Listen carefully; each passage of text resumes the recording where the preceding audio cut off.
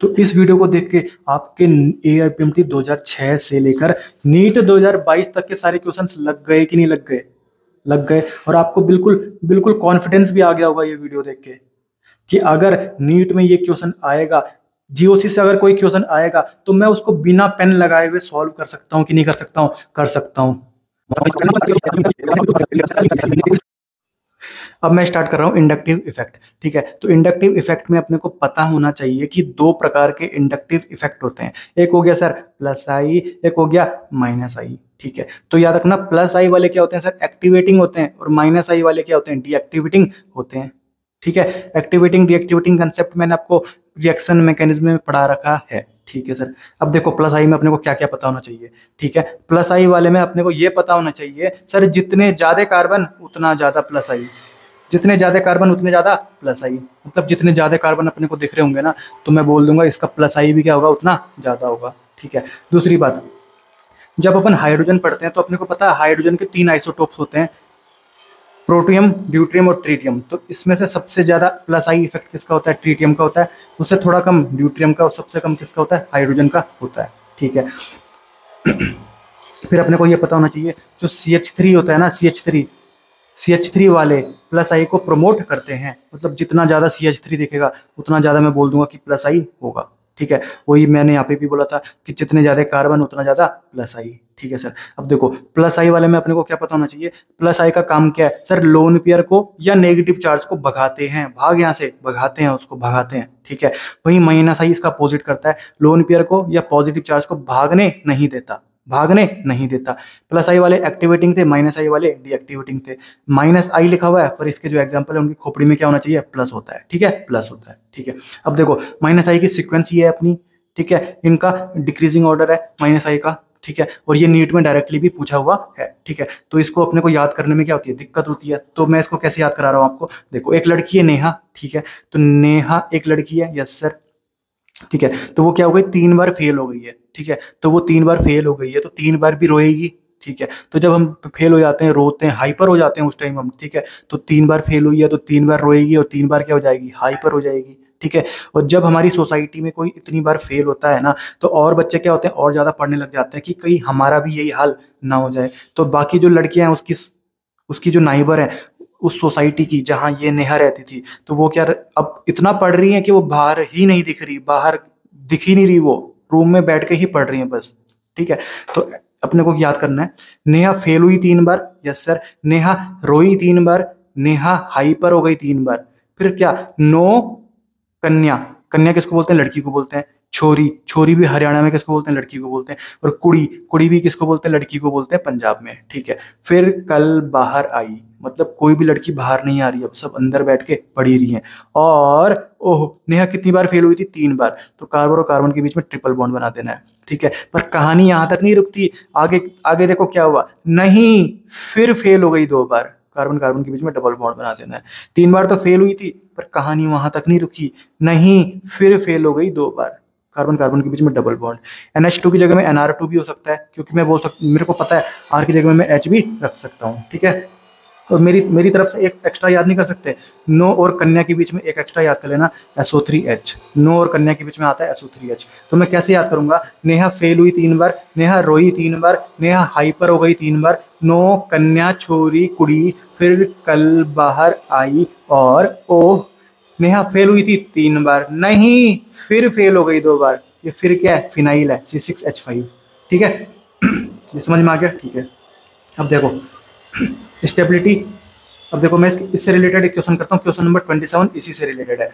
तो मैंने जो नीट के 2006 से लेकर 2023 तक जो क्वेश्चंस हैं उनको मैंने यहाँ पे नंबरिंग कर दिया कि कौन से कंसेप्ट में कौन सा क्वेश्चन लग रहा है। तो मैं 27 नंबर का क्वेश्चन आपको दिखाता हूँ। यह है 27 नंबर का। तो ये बोल रहा है which of the following is correct with respect to the minus I. तो बता रहे हैं माइनस आई ज्यादा किसका है और प्लस आई, सॉरी माइनस आई ज्यादा किसका है, इसका सीक्वेंस में लगाओ। ठीक है, तो देखो इसमें कौन कौन दे रखे हैं? एक दे रखा है इसमें NH2, एक OR और एक F। तो मैंने देखो एक F है, एक OR है, और एक क्या है अपना NH2 है, NH2। तो सबसे ज्यादा माइनस आई किसका है? F का है। फिर किसका है? OR का है। फिर किसका है? NH2 का है। सबसे ज्यादा किसका है? F का है, फिर OR का है, फिर NH2 का है। तो 27 का आंसर क्या आ जाएगा? 1 आ जाएगा। ठीक है,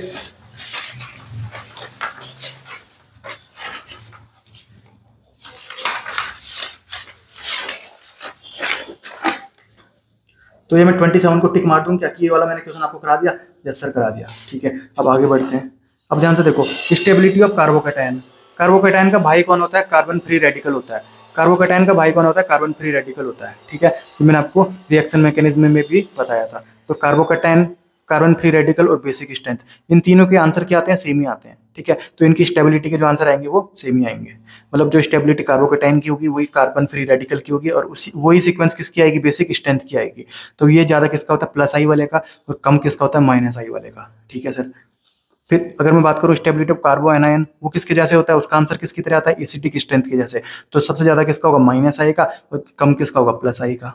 ठीक है, अब ध्यान से देखो, जो डबल बॉन्ड होते हैं या फिर इलेक्ट्रोनेगेटिविटी बढ़ना, ये किसको सपोर्ट करते हैं? माइनस आई को। मतलब जितने ज्यादा डबल बॉन्ड उतना ज्यादा माइनस आई, इलेक्ट्रोनेगेटिविटी जितनी ज्यादा उतना ज्यादा माइनस आई। तो प्लस आई को कौन सपोर्ट करते हैं? प्लस आई को मैंने बताया था, जितने ज्यादा कार्बन उतने ज्यादा प्लस आई, जितने ज्यादा CH3 उतने ज्यादा प्लस आई। ठीक है, समझ में आ गया? ठीक है, अब एक क्वेश्चन करते हैं अपन, क्वेश्चन नंबर 2, जो इससे रिलेटेड है। ठीक है, ये अपना क्वेश्चन नंबर 2 है। ये कब आया था सर? AIPMT 2007 में।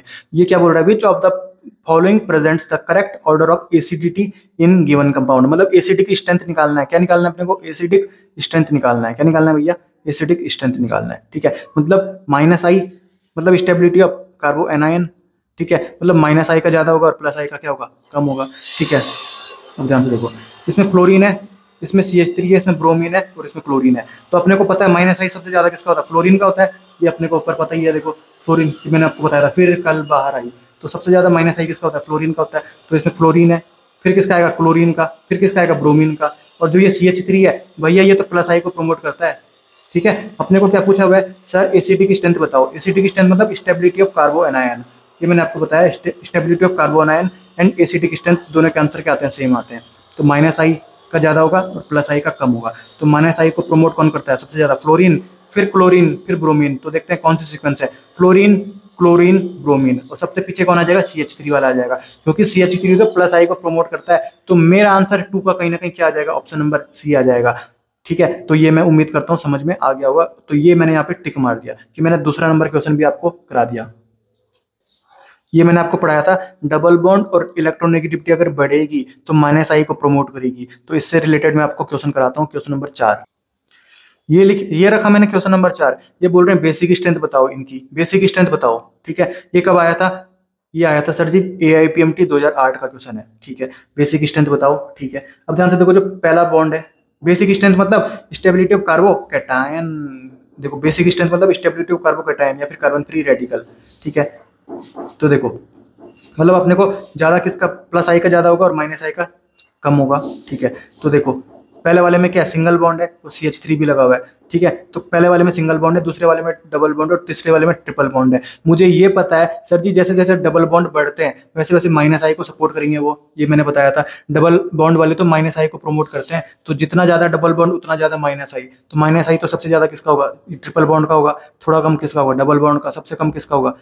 इसका होगा सिंगल बॉन्ड का। पर अपने को क्या निकालना है? Basic strength. बेसिक स्ट्रेंथ मतलब प्लस आई ज्यादा होगा ना बेसिक स्ट्रेंथ वाले में, तो स्टेबिलिटी ऑफ कार्बोकैटायन मतलब। ठीक है, तो प्लस आई, तो अपने को सबसे ज्यादा किसका आ जाएगा? ए का आ जाएगा, फिर किसका आएगा? बी का, फिर सबसे कम किसका आ जाएगा? सी का। तो option number A B C, तो ऑप्शन नंबर क्या आ जाएगा? 2 आ जाएगा। तो ये मैं टिक मार दूं क्या यहाँ पे कि आपको ये समझ में आ गया क्या? यस सर, आ गया। ठीक है, अब हम आगे बढ़ते हैं। फिर हम देखते हैं इलेक्ट्रोनेगेटिविटी। तो ये मैंने आपको रिएक्शन मैकेनिज्म में भी पढ़ाया था कि इलेक्ट्रोनेगेटिविटी सबसे ज्यादा किसकी होती है? sp की होती है। फिर किसकी होती है? थोड़ी कम sp2 की, सबसे कम होती है sp3 की। sp का मतलब ट्रिपल बॉन्ड, sp2 का मतलब डबल बॉन्ड और sp3 का मतलब सिंगल बॉन्ड। ठीक है सर, ये समझ में अपने को आ गया। तो किससे रिलेटेड क्वेश्चन करते हैं? क्वेश्चन नंबर 23 जो नीट में आया था, देखते हैं क्या आया था। ये आया अपना क्वेश्चन नंबर 23। सर ये तो नीट 2017 का क्वेश्चन है। ठीक है, देखते हैं क्वेश्चन क्या है। Which one of the following correct order of acidity, मतलब एसिडिक स्ट्रेंथ का करेक्ट ऑर्डर निकालना है। एसिडिक स्ट्रेंथ का फॉर्मूला क्या है सर?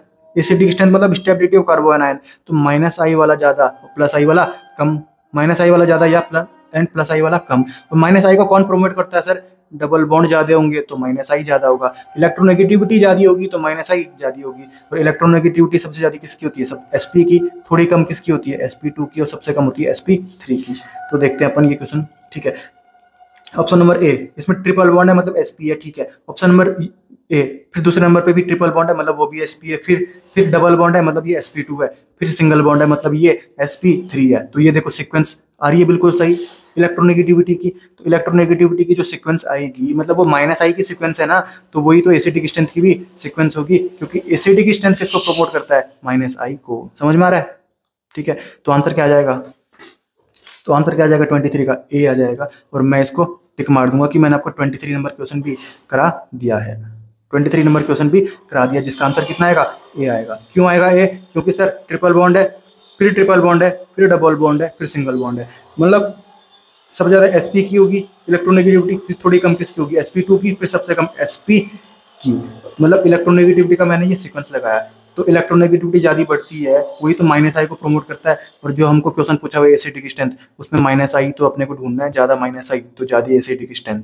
ठीक है, तो ये अपना को क्वेश्चन समझ में आ गया। अब ये जेईई मेंस का तो एक इतना इंपॉर्टेंट क्वेश्चन है कि लगातार 3 साल यहाँ से सवाल आ गए थे, लगातार 3 साल। ठीक है, तो देखते हैं क्या है ये है बेसिक स्ट्रेंथ का सीक्वेंस, बेसिक स्ट्रेंथ का सीक्वेंस। ठीक है, पर ये कब यूज किया जाएगा, जब एक्वस सॉल्यूशन ही लिखा जाएगा। क्या यूज किया जाएगा, एक्वस सॉल्यूशन। ये सिर्फ एक्वस सॉल्यूशन में ही एप्लीकेबल है। ठीक है, तो इसका मेरे को जुगाड़ पता होना चाहिए। अगर CH3 की बात करें, ये कौन सा क्वेश्चन होता है, एमाइन, एमाइन मतलब नाइट्रोजन लगा होगा। ठीक है, तो नाइट्रोजन के अगर CH3 वाला क्वेश्चन आएगा या C2H5 वाला क्वेश्चन आएगा, अगर CH3 वाला आएगा तो मुझे एक नंबर याद रखना है 2130, और अगर C2H5 वाला होगा तो मुझे याद करना है 2310। देखो 2 तो दोनों में पहले आ रहा है, तो CH3 छोटा है या C2H5 छोटा है, तो CH3 छोटा है, तो पहले इसमें फिर 1 बोलना है और इस वाले में 3 बोलना है। तो 2130 और इसमें 2310।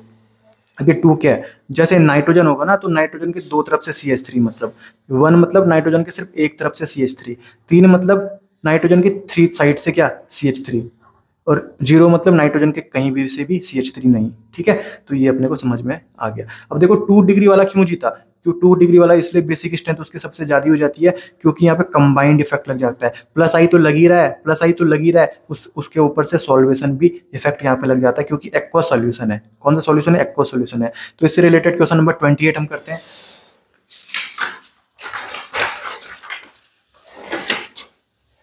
तो ये रहा मेरा पास क्वेश्चन नंबर 28।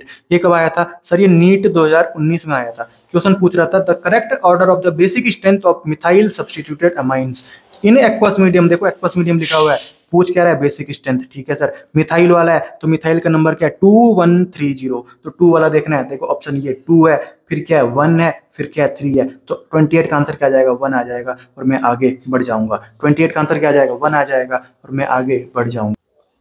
अब आगे बढ़ते हैं, तो यहाँ पे एक कंसेप्ट अपने को पता होना चाहिए। देखो एनिलीन, बेंजीन की खोपड़ी में जब NH2 होता है तो एनिलीन उसको बोलते हैं। ठीक है, एनिलीन उसको बोलते हैं। ये मैंने रिएक्शन मैकेनिज्म में बहुत बार आपको बता दिया है। ठीक है, अब देखो नाइट्रोजन के साथ जो हाइड्रोजन लगे हुए हैं उनकी इलेक्ट्रोनेगेटिविटी तो नाइट्रोजन से कम है, तो मैंने एक्टिवेटिंग बोल दिया। क्या बोल दिया, एक्टिवेटिंग डीएक्टिवेटिंग कंसेप्ट मैंने आपको रिएक्शन मैकेनिज्म में बता रखा है। तो जब इसको स्ट्रॉन्ग एसिडिक कंडीशन में ट्रीट किया जाता है तो ये क्या बन जाता है, एनीलियम आयन। इस आयन को बोलते हैं एनीलियम, एनीलियम आयन। तो बेंजीन की खोपड़ी में ये क्या लग गया, NH3 और एक पॉजिटिव, क्योंकि नाइट्रोजन ने अपनी औकात से एक एक्स्ट्रा बॉन्ड बना दिया। नाइट्रोजन के इधर 3 और एक इधर 4 बन गए, पर नाइट्रोजन तो 3 ही बॉन्ड बनाता था। तो मैंने बोला था जब अपनी औकात से एक एक्स्ट्रा बॉन्ड नाइट्रोजन बना दे तो उसकी खोपड़ी में प्लस चार्ज तो लगना बनता है।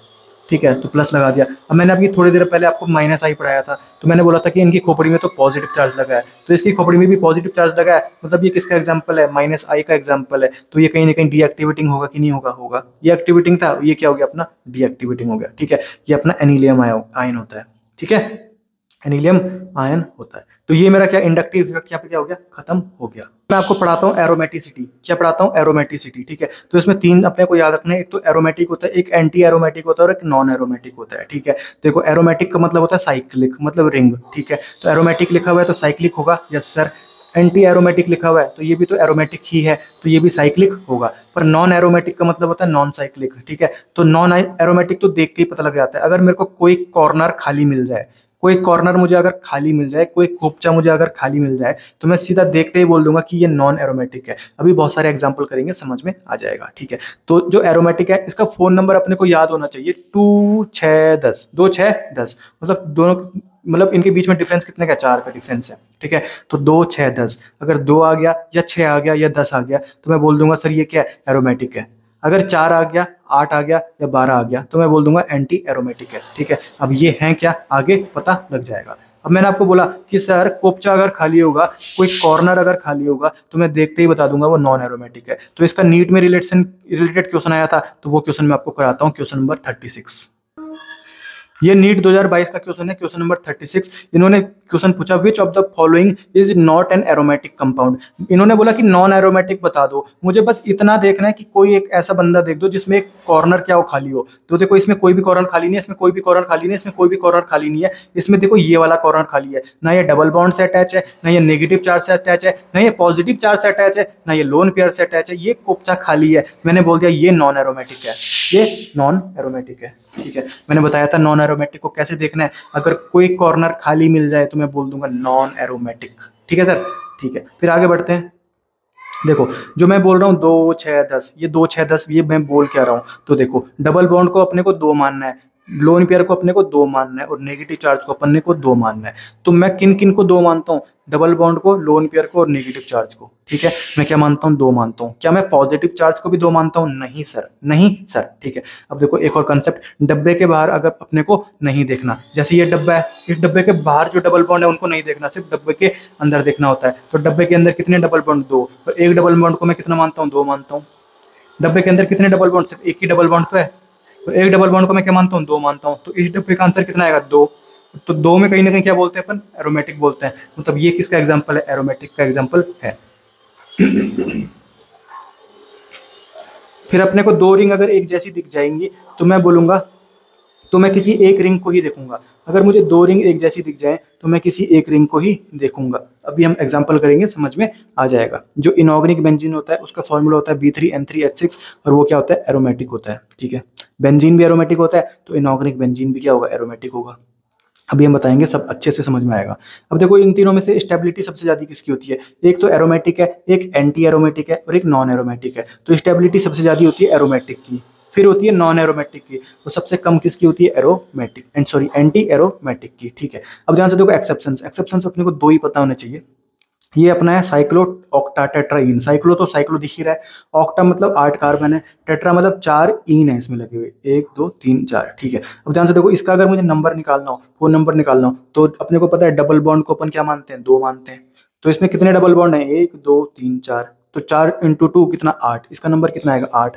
तो 8 में मैं क्या बोलता हूँ, 8 में मैं क्या बोलता हूँ सर, एंटी एरोमेटिक। तो ये क्या हो जाएगा, एंटी एरोमेटिक हो जाएगा। ठीक है, पर ये एंटी एरोमेटिक नहीं होता, ये नॉन एरोमेटिक हो जाता है। ऐसा क्यों, देखो कभी भी अपने को 7 कार्बन या उससे ज़्यादा हो, किसी भी कंपाउंड में 7 या 7 से ज़्यादा कार्बन हो, तो वहाँ पे अपन दया दिखा सकते हैं, वहाँ पे अपने क्या कर सकते हैं, दया दिखा सकते हैं। पर अगर 7 कार्बन या उससे ज़्यादा कार्बन हो, तो यहाँ पे देखो 8 कार्बन है, तो यहाँ पे क्या मैं दया दिखा सकता हूँ, दिखा सकता हूँ। इसका आंसर क्या आ रहा था, एंटी एरोमेटिक आ रहा था। पर एंटी एरोमेटिक की स्टेबिलिटी तो सबसे कम है, थोड़ी सी दया दिखा दो, इसको नॉन एरोमेटिक कर दो भैया। तो मैंने कर दिया इसको नॉन एरोमेटिक। ठीक है, समझ में आ गया। ठीक है, इसकी बात करते हैं। दूसरा एग्जाम्पल है ये, सर ये दिख गया मुझे, इसमें कितने कार्बन है, 1 2 3 4 5 6 7 8 9 10।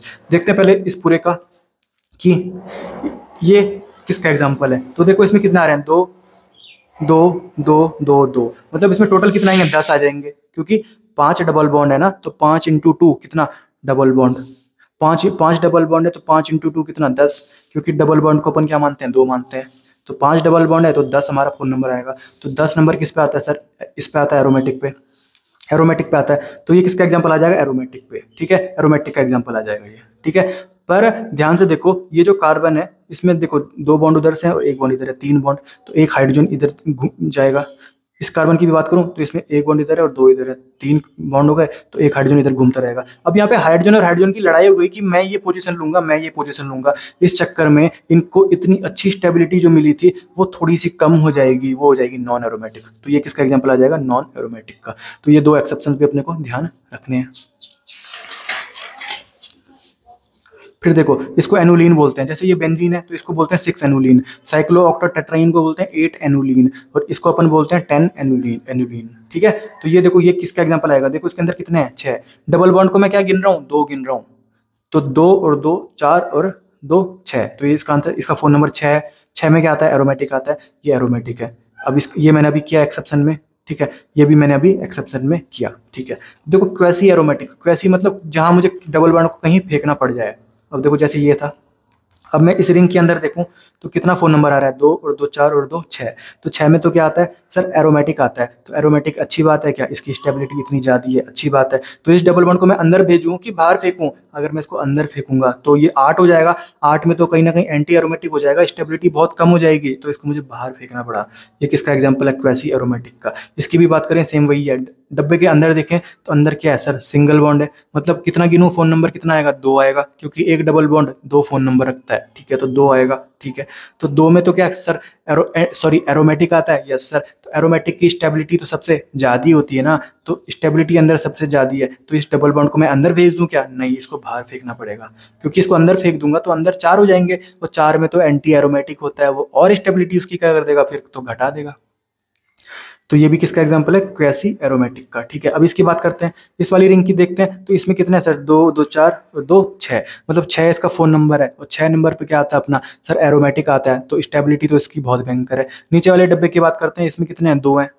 तो 2 में दो डबल बॉन्ड है, मतलब फोन नंबर कितना आएगा, 4 आएगा, क्योंकि एक डबल बॉन्ड को अपन 2 मानते हैं। ठीक है, तो 4 आएगा। 4 में क्या आता है सर, एंटी एरोमेटिक आता है। ठीक है सर, 4 में क्या आता है, एंटी एरोमेटिक आता है। ठीक है सर, तो नीचे इसकी स्टेबिलिटी क्या है, बहुत कम है, एंटी एरोमेटिक की बहुत कम होती है। तो जो ये बीच में डबल बॉन्ड है, इसको मुझे यहीं भेज दूं क्या, ताकि यहाँ जो 4 था वो अब 6 हो जाएगा, ये डबल बॉन्ड भी इसमें आ जाएगा।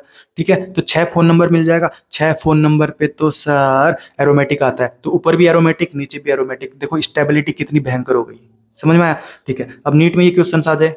ठीक है, ये अपने क्वेश्चन आए कि इनको पहचानो कि ये एरोमेटिक है, एंटी एरोमेटिक है, या नॉन एरोमेटिक है। अब ध्यान से देखो, इसका फोन नंबर कितना सर, 2 और 2 4 और 2 6। तो 6 में क्या आता है, एरोमेटिक आता है। 6 में क्या आता है सर, एरोमेटिक आता है, ये मैंने लिख दिया एरोमेटिक। ठीक है, इसकी बात करें, 2 और 2 4, सर 4 में तो एंटी एरोमेटिक आता है, तो मैंने लिख दिया एंटी एरोमेटिक। कोपचा खाली नहीं है, यहाँ पे सल्फर लिखा हुआ है। ठीक है, अब इसकी बात करूँ, इसमें भी 4 आ रहा है, तो इसको मैं एंटी एरोमेटिक नहीं लिखूंगा, पर मैंने देखा कोपचा खाली है, सीधा लिख दूंगा नॉन एरोमेटिक। ठीक है सर, इसकी बात करें, 2 एक जैसे हो तो सिर्फ एक ही को मैं मानूंगा, तो एक सिर्फ बेंजीन ले लूंगा, बेंजीन जैसे ही तो है, ये बेंजीन ही तो है, 2 बेंजीन चिपका दिए, तो 2 एक जैसी रिंग होंगी। तो मैंने बताया था किसी एक ही रिंग को मानता हूँ, तो मैंने बेंजीन ले लिया, तो एक्टिवेटिंग ही, सॉरी एरोमेटिक ही होगा, क्योंकि फोन नंबर कितना आ रहा है, 6 आ रहा है। 2 और 2 4 और 2 6, तो ये भी क्या आ जाएगा, एरोमेटिक आ जाएगा। इसकी अगर बात करें तो ये भी तो सेम वही आ जाएगा, 2 और 2 4 और 2 6, तो बस है क्या, एरोमेटिक।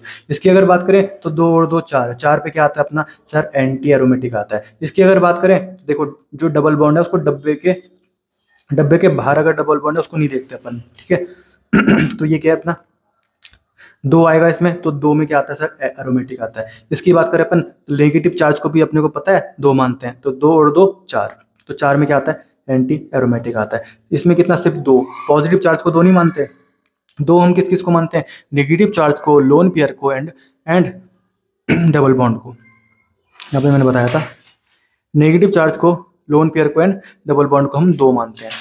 ठीक है, तो इसमें तो सिर्फ 2 ही माना जाएगा, क्योंकि एक डबल बॉन्ड है। ठीक है, तो 2 में क्या आता है, एरोमेटिक आता है, ये लिख दिया मैंने एरोमेटिक। इसकी बात करें, देखो 2 कोपचे खाली हैं सर, कोपचे खाली हो गए, कॉर्नर खाली हो गए, तो नॉन एरोमेटिक बोलूंगा क्या, यस सर। इसकी बात करें सर, इसमें तो सिर्फ 2 ही है, 2 में तो सर क्या आता है, एरोमेटिक आता है। तो ये मैंने सारे एग्जाम्पल भी करा दिए, कोई भी क्वेश्चन आएगा नीट में, इसको सॉल्व कर लेना, कोई दिक्कत वाली बात नहीं होगी। ठीक है, तो ये मेरा एरोमेटिसिटी भी क्या हो गया, खत्म हो गया। अब हम पढ़ते हैं रेजोनेंस। ठीक है, तो रेजोनेंस कब होगा, देखो डबल बॉन्ड अल्टरनेट हो, double bond positive charge, double bond negative charge, double bond lone pair, double bond free radical, negative charge positive charge, ये सब जब अल्टरनेट हो, अल्टरनेट मतलब जैसे डबल बॉन्ड में कैसे अल्टरनेट हो सकते हैं, पहले डबल बॉन्ड हो जाए, फिर सिंगल बॉन्ड, फिर डबल बॉन्ड, फिर सिंगल बॉन्ड, फिर डबल बॉन्ड, इसको अपन बोलते हैं अल्टरनेट। ठीक है, अल्टरनेट मतलब एक छोड़ के। ठीक है, अगर ये सब जो लोग हैं ये मुझे अल्टरनेट दिखाई दें, तो मैं बोल दूंगा कि ये रेजोनेंस हो रहा है। ठीक है, पर लोन पेयर पॉजिटिव चार्ज में कैसा होता है, बगल बगल के कार्बन में ही रेजोनेंस माना जाता है। ये मैंने आपको कहाँ बताया था, जब रिएक्शन मैकेनिज्म में आपको पिनाकोलोन रीअरेंजमेंट बताया था, तो वहां पे भी मैंने ये वाला रेजोनेंस यूज किया था। तो carbon lone pair positive charge वाला बगल बगल के कार्बन में होता है। मतलब कुल मिला के ये सारे एग्जाम्पल किसके हैं, रेजोनेंस के ही हैं। तो इसके रिलेटेड मैं क्वेश्चन करता हूँ जो नीट में पूछे गए हैं। Question number 12।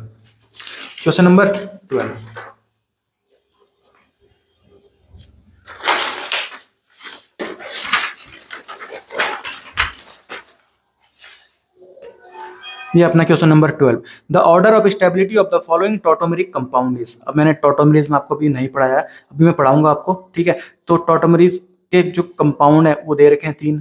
अब इनमें बोल रहा है कि स्टेबिलिटी सबसे ज्यादा किसकी है, तो अपन देखते हैं रेजोनेंस, ठीक है। तो double bond single bond single bond double bond, भैया ये तो अल्टरनेट थोड़ी है, दो बीच में 2 सिंगल बॉन्ड आ गए, तो ये तो कम स्टेबल होगा। अब देखो double bond single bond single bond double bond, वापस से देखो कितने दूर डबल बॉन्ड आ रहा है, मतलब बीच में 2 सिंगल बॉन्ड आ गए, मतलब ये डबल बॉन्ड जो रेजोनेंस नहीं हो रहा है, क्योंकि बीच ये अल्टरनेट थोड़ी है। अल्टरनेट मतलब डबल बॉन्ड फिर सिंगल बॉन्ड फिर डबल बॉन्ड, पर यहाँ पे बीच में 2 सिंगल बॉन्ड आ गए। अब इसकी अपन बात करते हैं, double bond single bond double bond, मतलब कहीं ना कहीं ये क्या हो रहा है, अपना रेजोनेंस में जा रहा है। तो सबसे ज्यादा स्टेबल यही तो होगा, क्योंकि जिसमें जितना ज्यादा रेजोनेंस होता है ना भैया, वो बहुत स्टेबल होता है यार। तो कहीं ना कहीं जो 3 है वो सबसे ज्यादा होने वाला है। तो ऑप्शन देखते हैं, 3 सबसे ज्यादा होने वाला है, तो 3 सिर्फ एक ही ऑप्शन में मैंने मार दिया। 12 का आंसर क्या आ जाएगा, ऑप्शन नंबर 3 आ जाएगा। तो ये मेरे को समझ में आ गया, ठीक है। अब मैं करता हूँ क्वेश्चन नंबर 35। नीट में क्वेश्चन नंबर जो 35 है वो भी रेजोनेंस से आ रखा है, तो वो भी मैं आपको करके बताता हूँ।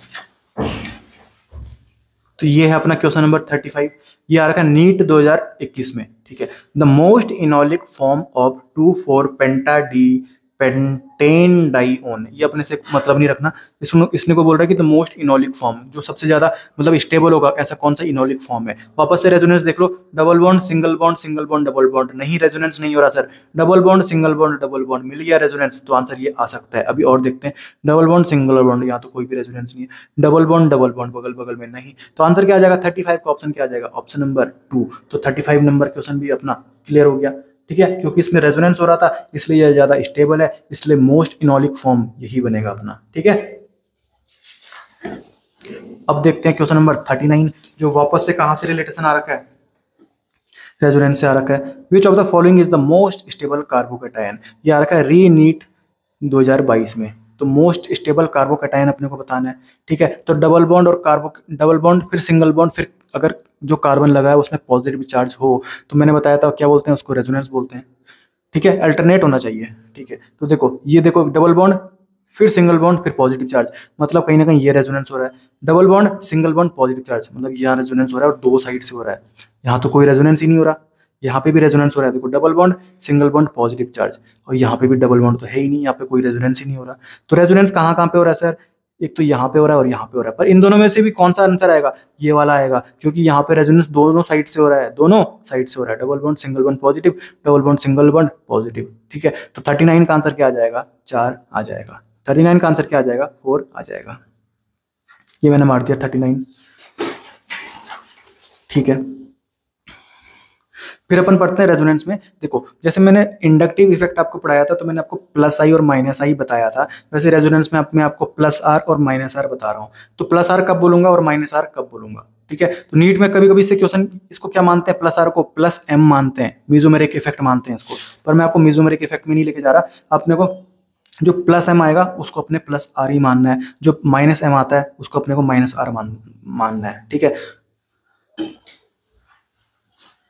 तो अपने को कुल मिला के क्वेश्चन सॉल्व करने से मतलब है ना, अपने को पीएचडी थोड़ी करनी है, वो अपने को ये थोड़ी बोलेंगे कि भैया सब्जेक्टिव क्वेश्चन है, इसमें आपको एक पूरा ऐसे लिखना है, 5 मार्क्स का क्वेश्चन है, लिख के बताओ, तो फिर अपने मार्क्स वहाँ पे कट जाते। पर यहाँ पे तो ऑब्जेक्टिव क्वेश्चन है, अपने को तो गोला मारना है और निकलना है, और अपना गोला अगर सही है तो मार्क्स वहाँ पे मिल ही जाएंगे अपने को, ठीक है।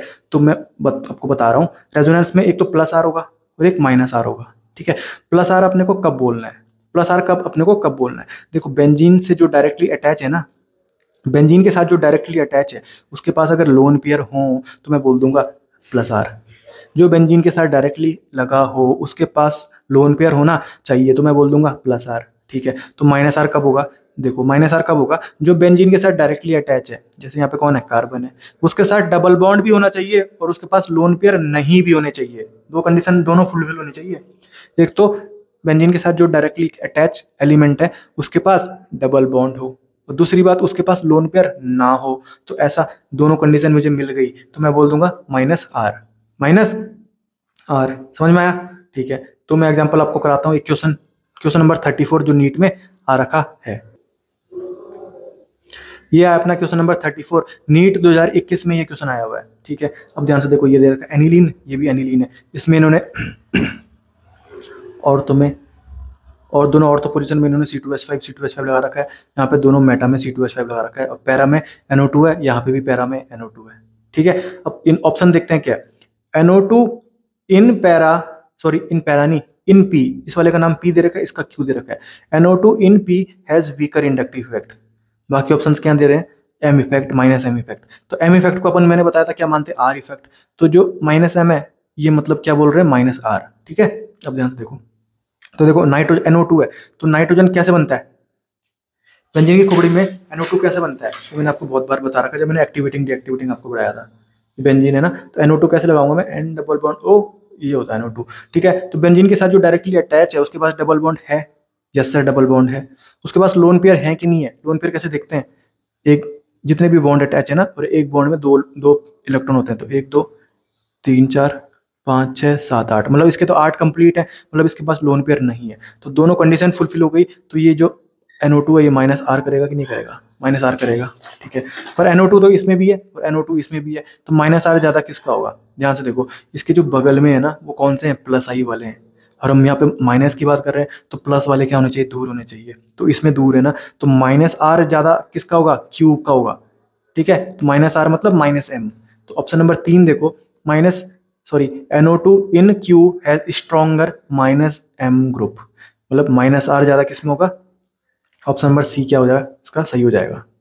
ठीक है, माइनस R इसमें भी था, माइनस R इसमें भी था, पर माइनस R ज़्यादा किस में होगा, इसमें हो रहा है, क्योंकि यहाँ पे तो इसमें देखो बगल बगल में प्लस आई वाले थे, ये जो CH3 वाले जो ग्रुप होते हैं ना, CH3 C2H5, ये प्लस आई को प्रमोट करते हैं, पर अपन माइनस वाले की बात कर रहे हैं, तो इनको थोड़ा दूर होना चाहिए, ये थोड़े दूर हो गए, तो ये मेरा क्या हो जाएगा, माइनस R यहाँ पे क्या होगा, ज़्यादा होगा अपना, माइनस R यहाँ पे क्या होगा, ज़्यादा होगा। तो ऑप्शन नंबर क्या आ जाएगा, इसका सी आ जाएगा, NO2 in Q has stronger minus M group या फिर माइनस R ग्रुप।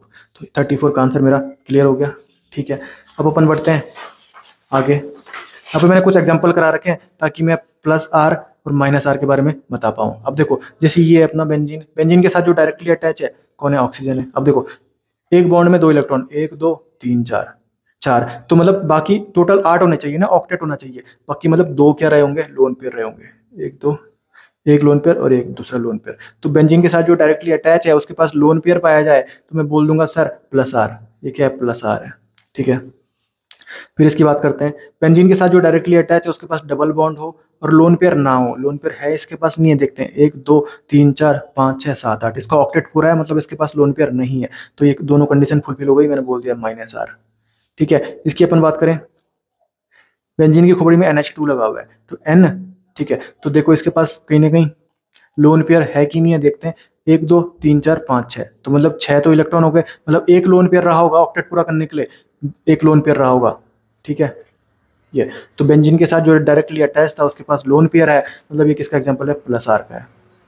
इसकी बात करते हैं, बेंजीन के साथ जो डायरेक्टली अटैच है, बेंजीन के साथ जो डायरेक्टली अटैच है नाइट्रोजन है, उसके पास डबल बॉन्ड है, ठीक है, और उसके पास लोन पेयर भी नहीं है। देखो 1 2 3 4 5 6 7 8, 8 के 8 इलेक्ट्रॉन हो गए, तो लोन पेयर थोड़ी मिलेगा क्योंकि ऑक्टेट पूरा है ना, तो ये क्या हो जाएगा, माइनस R हो जाएगा, दोनों कंडीशन फुलफिल है। इसकी अगर बात करें, ठीक है, तो इसमें भी कहीं ना कहीं डबल बॉन्ड से अटैच है और लोन पेयर भी इसके पास नहीं है, क्योंकि देखो 1 2 3 4 5 6 7 8, 8 कहीं ना कहीं इलेक्ट्रॉन हो गए, तो ऑक्टेट पूरा है ना, तो लोन पेयर इसके पास नहीं होंगे, तो ये भी किसका एग्जाम्पल हो जाएगा, माइनस R का। ठीक है, अब ध्यान से देखो, इसकी बात करें तो कहीं ना कहीं इसके पास, इस कार्बन के पास कहीं ना कहीं डबल बॉन्ड नहीं है, मतलब ये कहीं ना कहीं माइनस R तो नहीं हो सकता, और इस कार्बन के पास लोन पेयर भी नहीं है, तो ये प्लस R भी नहीं हो सकता, तो ये तो प्लस R भी नहीं हो सकता, माइनस R भी नहीं हो सकता, तो ये क्या होगा, ये भी आगे पता लग जाएगा। ठीक है, अब ध्यान से देखो, जब मैंने आपको इंडक्टिव इफेक्ट पढ़ाया था तो वहाँ पे मैंने आपको बताया था stability of carbocation, carbon free radical and basic strength किसके डायरेक्टली प्रोपोर्शनल थी, वहाँ पे प्लस आई और इन्वर्सली किसके थे, माइनस आई के। तो यहाँ पे डायरेक्टली किसके होते हैं, प्लस आई प्लस R के, और इन्वर्सली किसका होता है, माइनस R का। वहीं अपन बात करें स्टेबिलिटी ऑफ कार्बो एनायन या एसिडिक स्ट्रेंथ, डायरेक्टली प्रोपोर्शनल किसकी होती है, माइनस R की, और इन्वर्सली किसकी होती है, प्लस R की। ठीक है, तो अपने पास अगर क्वेश्चन आ जाए stability of carbocation, carbon free radical, उसमें इंडक्टिव इफेक्ट भी लग रहा हो और रेजोनेंस भी लग रहा हो, तो प्लस R जीतेगा या प्लस आई जीतेगा, तो कौन सा जीतेगा, प्लस R जीतेगा। कौन सा जीतेगा, प्लस R जीतेगा। ये अभी पूरी सीक्वेंस में आपको लास्ट में बताऊंगा। ठीक है, तो क्वेश्चन नंबर अपना क्या देखते हैं, 32 देखते हैं, क्वेश्चन नंबर 32 देखते हैं।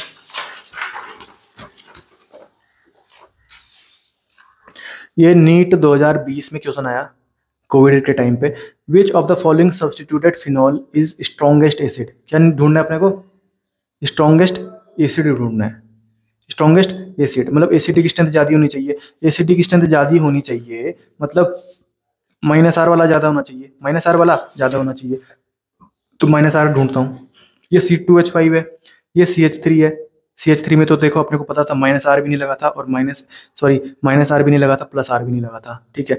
अब ये OCH3 मतलब बेंजीन के साथ जो डायरेक्टली अटैच है वो O है, फिर सिंगल बॉन्ड फिर CH3 मतलब इसके पास लोन पेयर लग जाएगा, इसके पास 2 लोन पेयर होंगे, ठीक है। तो ये किसका एग्जाम्पल आ जाएगा? प्लस आर का।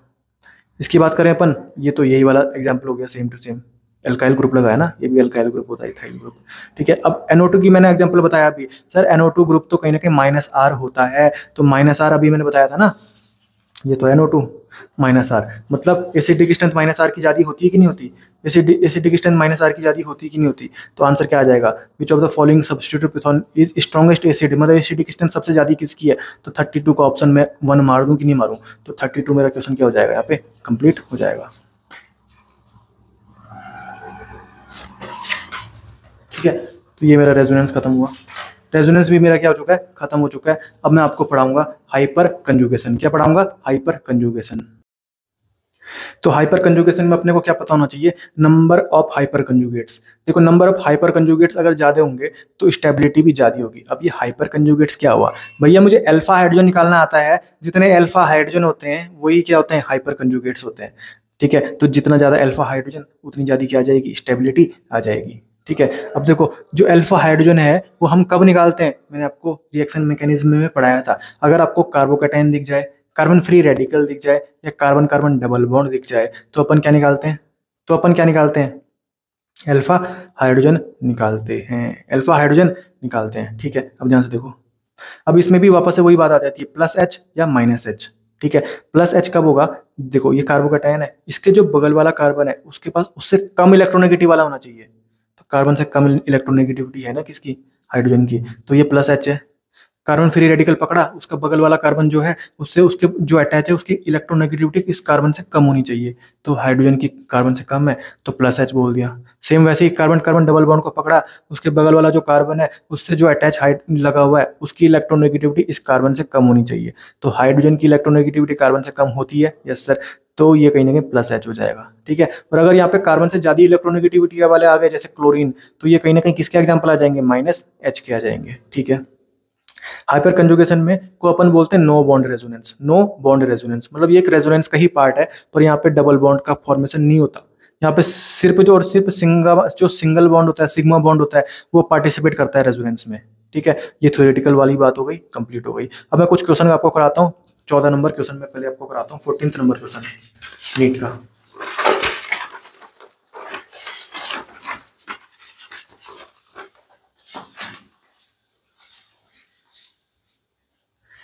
ये अपना क्वेश्चन नंबर 14, ये आया था अपना AIPMT 2015 में। कंसीडर द फॉलोइंग कंपाउंड, ठीक है। ये बोल रहा है कि हाइपर कंजुगेशन ऑकर इन, तो हाइपर कंजुगेशन इनमें से किस में हो रहा है? अपने को क्या पता होना चाहिए? हाइपर कंजुगेशन में क्या होता है? अल्फा हाइड्रोजन हो गए तो हाइपर कंजुगेशन होगा कि नहीं होगा, ठीक है। ये कार्बन फ्री रेडिकल है, कार्बन फ्री रेडिकल में क्या हम अल्फा हाइड्रोजन देखते हैं? यस सर देखते हैं। तो बगल वाला कार्बन अल्फा कार्बन, उधर भी बगल वाला कार्बन अल्फा कार्बन, इस कार्बन पे तो कोई हाइड्रोजन नहीं है तो यहाँ कोई अल्फा हाइड्रोजन नहीं हुआ। उस कार्बन पे देखते हैं 2 बॉन्ड 3 बॉन्ड 4 बॉन्ड, चारों बॉन्ड पहले से बना रखे हैं, उसके पास भी कहीं ना कहीं एक भी अल्फा हाइड्रोजन नहीं है, ठीक है। फिर अपन बात करते हैं इसकी, तो इसके इधर क्या लगा होगा? फिनाइल मतलब बेंजीन लगा होगा, तो 2 बॉन्ड 3 बॉन्ड और 4 बॉन्ड मतलब जो भी कार्बन लगे होंगे ना उनके पास चारों बॉन्ड उनके कंप्लीट है। ये मैंने आपको बहुत बार बता रखा है। अगर यहाँ पे आप बेंजीन लगा के देखोगे ना, ठीक है, जैसे ये बेंजीन, जैसे यही बेंजीन मैं यहाँ पे लगा दूं तो 2 बॉन्ड, ये 3 बॉन्ड और 1 बॉन्ड से तो अटैच होगा, तो 4 बॉन्ड इसके कंप्लीट हैं। तो ये भी इधर भी बेंजाइल, सॉरी इधर भी फिनाइल, इधर भी फिनाइल, इधर भी फिनाइल, तीनों तरफ ऐसे ही लगा होगा। तो कोई भी अल्फा हाइड्रोजन जो होगा उसके पास अल्फा हाइड्रोजन, कोई भी जो अल्फा कार्बन होगा उसके पास अल्फा हाइड्रोजन नहीं होगा, ठीक है। तो ये भी कहीं ना कहीं हाइपर कंजुगेशन शो नहीं करेगा। हाइपर कंजुगेशन वो शो करते हैं जिनके पास अल्फा हाइड्रोजन होना चाहिए। अब इसकी बात करते हैं, ये कार्बन फ्री रेडिकल, इसके बगल वाला कार्बन ये कार्बन, इसके पास देखते हैं ये अल्फा कार्बन है, इसके पास देखते हैं हाइड्रोजन है कि नहीं है। तो 1 बॉन्ड 2 बॉन्ड 3 बॉन्ड मतलब इसके सिर्फ 3 ही बॉन्ड है, मतलब एक अल्फा हाइड्रोजन इसके पास होगा कि नहीं होगा? होगा। तो इसके पास अल्फा हाइड्रोजन मिल गया, इसके पास मुझे अल्फा हाइड्रोजन मिल गया, तो ये कहीं ना कहीं हाइपर कंजुगेशन शो करेगा कि नहीं करेगा। तो इसमें से हाइपर कंजुगेशन कौन शो करेगा? जिसके पास अल्फा हाइड्रोजन मिल जाए। इसके पास नहीं मिला, इसके पास नहीं मिला, इसके पास मुझे अल्फा हाइड्रोजन मिल गया, तो आंसर क्या आ जाएगा? ऑप्शन नंबर जो सिर्फ जिसमें सिर्फ 3 लिखा हो, 2 ओनली, 3 ओनली, तो ये मेरे को मिल गया ऑप्शन नंबर 2। तो 14 नंबर क्वेश्चन भी मैंने आपको करा दिया।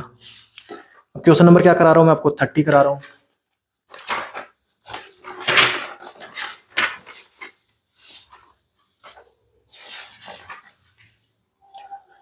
ये है क्वेश्चन नंबर 30। ये नीट 2019 उड़ीसा वाले में पेपर में आया था। The most stable carbocation among the following is, इसमें से सबसे ज्यादा स्टेबल कार्बोकेटाइन बताना है अपने को, ठीक है। तो कार्बोकेटाइन है, इसमें अल्फा हाइड्रोजन देखते हैं क्या? Yes sir. तो इधर अल्फा कार्बन, बगल वाला भी अल्फा कार्बन, इस कार्बन के साथ 3 CH3 लगे हुए हैं, तो इसके पास एक भी अल्फा हाइड्रोजन नहीं है, पर इस वाले कार्बन के पास 3 है, तो इस वाले में कितना आ गया? 3 आ गया अल्फा हाइड्रोजन।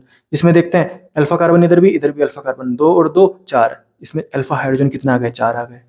इसकी अपन बात करते हैं, ये कार्बोकेटाइन पकड़ा, इधर भी अल्फा कार्बन, इधर भी अल्फा कार्बन, 3 और 2 5, अल्फा हाइड्रोजन कितने हो गए? 5 हो गए। तो इसमें सबसे ज्यादा है अभी तक। तो इसमें देखते हैं कार्बोकेटाइन को पकड़ा, बगल वाला कार्बन अल्फा कार्बन, इसमें सिर्फ 2 है, तो अल्फा हाइड्रोजन सिर्फ 2। तो सबसे ज्यादा किस में आ रहे हैं?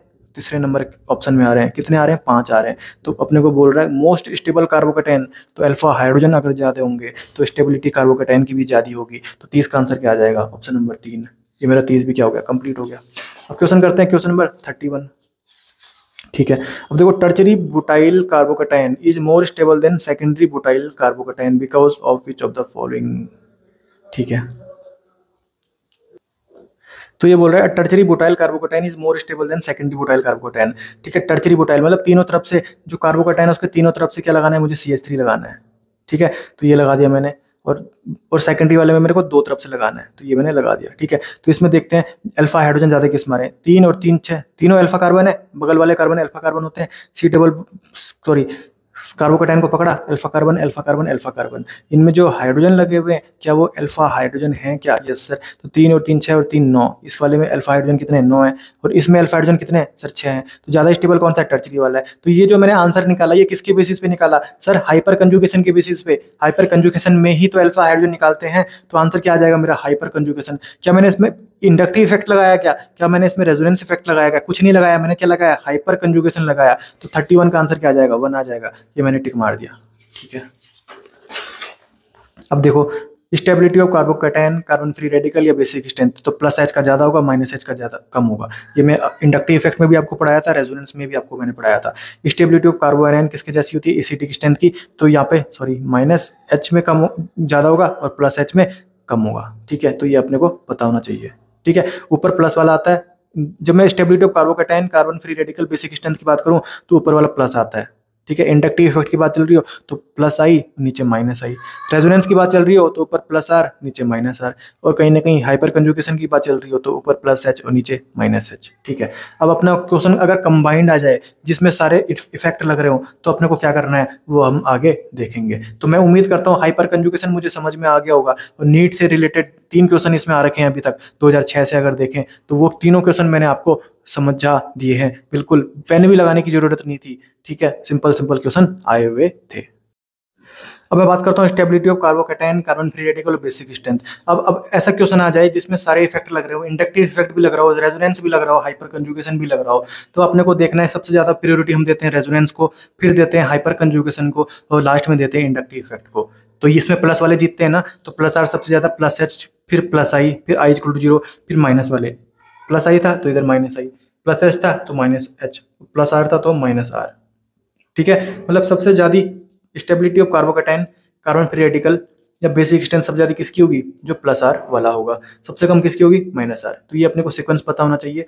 सबसे ज्यादा रेजोनेंस हम देखते हैं, फिर देखते हैं प्रायोरिटी किसको? हाइपर कंजुगेशन को, और फिर लास्ट में देते हैं इंडक्टिव इफेक्ट को, ठीक है। वहीं अगर बात करें स्टेबिलिटी ऑफ कार्बोएनाइन या एसिडिक स्ट्रेंथ की, तो इसमें कौन जीतेगा? माइनस वाले जीतेंगे। तो सबसे पहले रेजोनेंस होता है, फिर हाइपर कंजुगेशन, फिर इंडक्टिव, तो minus R, minus H, minus I. तो ये सीक्वेंस भी अपने को ध्यान में आ गई होगी, ठीक है। अब ध्यान से देखो, रेजोनेंस एंड हाइपर कंजुगेशन में कब देखता हूँ? ऑर्थो एंड पैरा पोजीशन पे। कौन सी पोजीशन पे? ऑर्थो पोजीशन पे या पैरा पोजीशन पे मैं क्या देखता हूँ? Resonance and hyper conjugation. अगर मैं इंडक्टिव इफेक्ट की बात करूँ तो मेटा पोजीशन जो बची है उसमें मैं क्या देखता हूँ? इंडक्टिव इफेक्ट देखता हूँ। ठीक है, अब देखो न्यूक्लियोफाइल, जब मैंने आपको रिएक्शन मैकेनिज्म पढ़ाया था तो वहाँ पे मैंने वैसे ये आपको सारे बता दिए थे। न्यूक्लियोफाइल मतलब खोपड़ी में क्या लगा हुआ है? Negative charge generally. ठीक है, जनरली मतलब हमेशा नहीं, जनरली। न्यूक्लियोफाइल मतलब खोपड़ी में पॉजिटिव चार्ज। न्यूक्लियोफाइल के पास कितने इलेक्ट्रॉन होते हैं? 8 इलेक्ट्रॉन होते हैं। जो न्यूक्लियोफाइल होगा वो लिगैंड होगा, जो न्यूक्लियोफाइल होगा वो लीविस बेस होगा, उसके पास लोन पेयर भी पाए जाते हैं। तो मैं आंसर सारे कहाँ से निकालता था? लोन पेयर से। अगर मेरे पास लोन पेयर मिल जाए तो मैं बोल देता था वो लीविस बेस है, और लीविस बेस हो गया मतलब वो न्यूक्लियोफाइल है। ठीक है, इससे रिलेटेड क्वेश्चन करते हैं। Question number 8।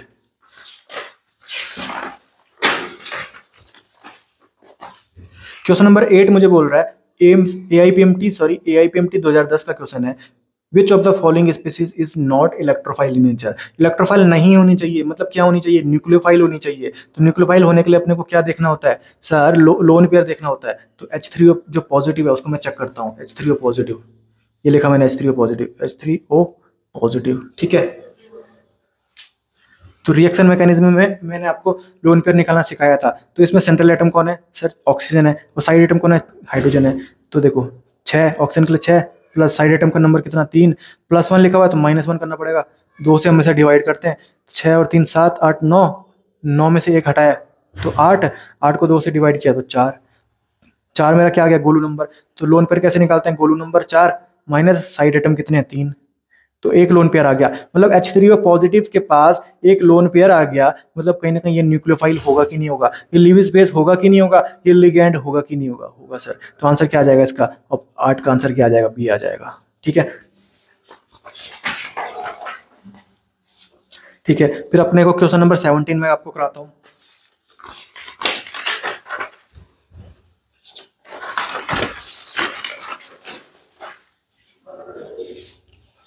तो क्वेश्चन नंबर जो 17 है ये कब का क्वेश्चन है सर? ये री AIPMT 2015 का क्वेश्चन है। Which of the following statement is not correct for nucleophile? Nucleophile के लिए गंदी बात बतानी है, जो गलत बात है। तो ध्यान से देखो, न्यूक्लियोफाइल क्या होते हैं सर? लीविस बेस होते हैं। पर ऑप्शन नंबर 3 क्या बोल रहा है? Nucleophile is a Lewis acid. भैया ये गलत बात है। आंसर क्या आ जाएगा मेरा? 17 का 3 आ जाएगा, सिंपल।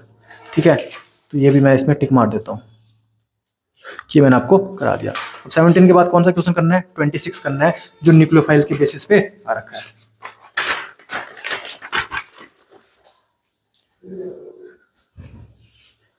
ये रहा 26। तो ये नीट 2017 का क्वेश्चन है। The correct statement regarding electrophile is, electrophile के लिए सही बात बतानी है। तो न्यूक्लियोफाइल मैंने आपको पढ़ाया, तो इलेक्ट्रोफाइल उसका अपोजिट होता है। ठीक है, यहाँ लोन पेयर है तो यहाँ लोन पेयर नहीं होना चाहिए। यहाँ 8 इलेक्ट्रॉन है, वहाँ 6 इलेक्ट्रॉन होते हैं। यहाँ नेगेटिव चार्ज जनरली होता है, तो वहाँ कौन सा चार्ज होता है? पॉजिटिव चार्ज होता है।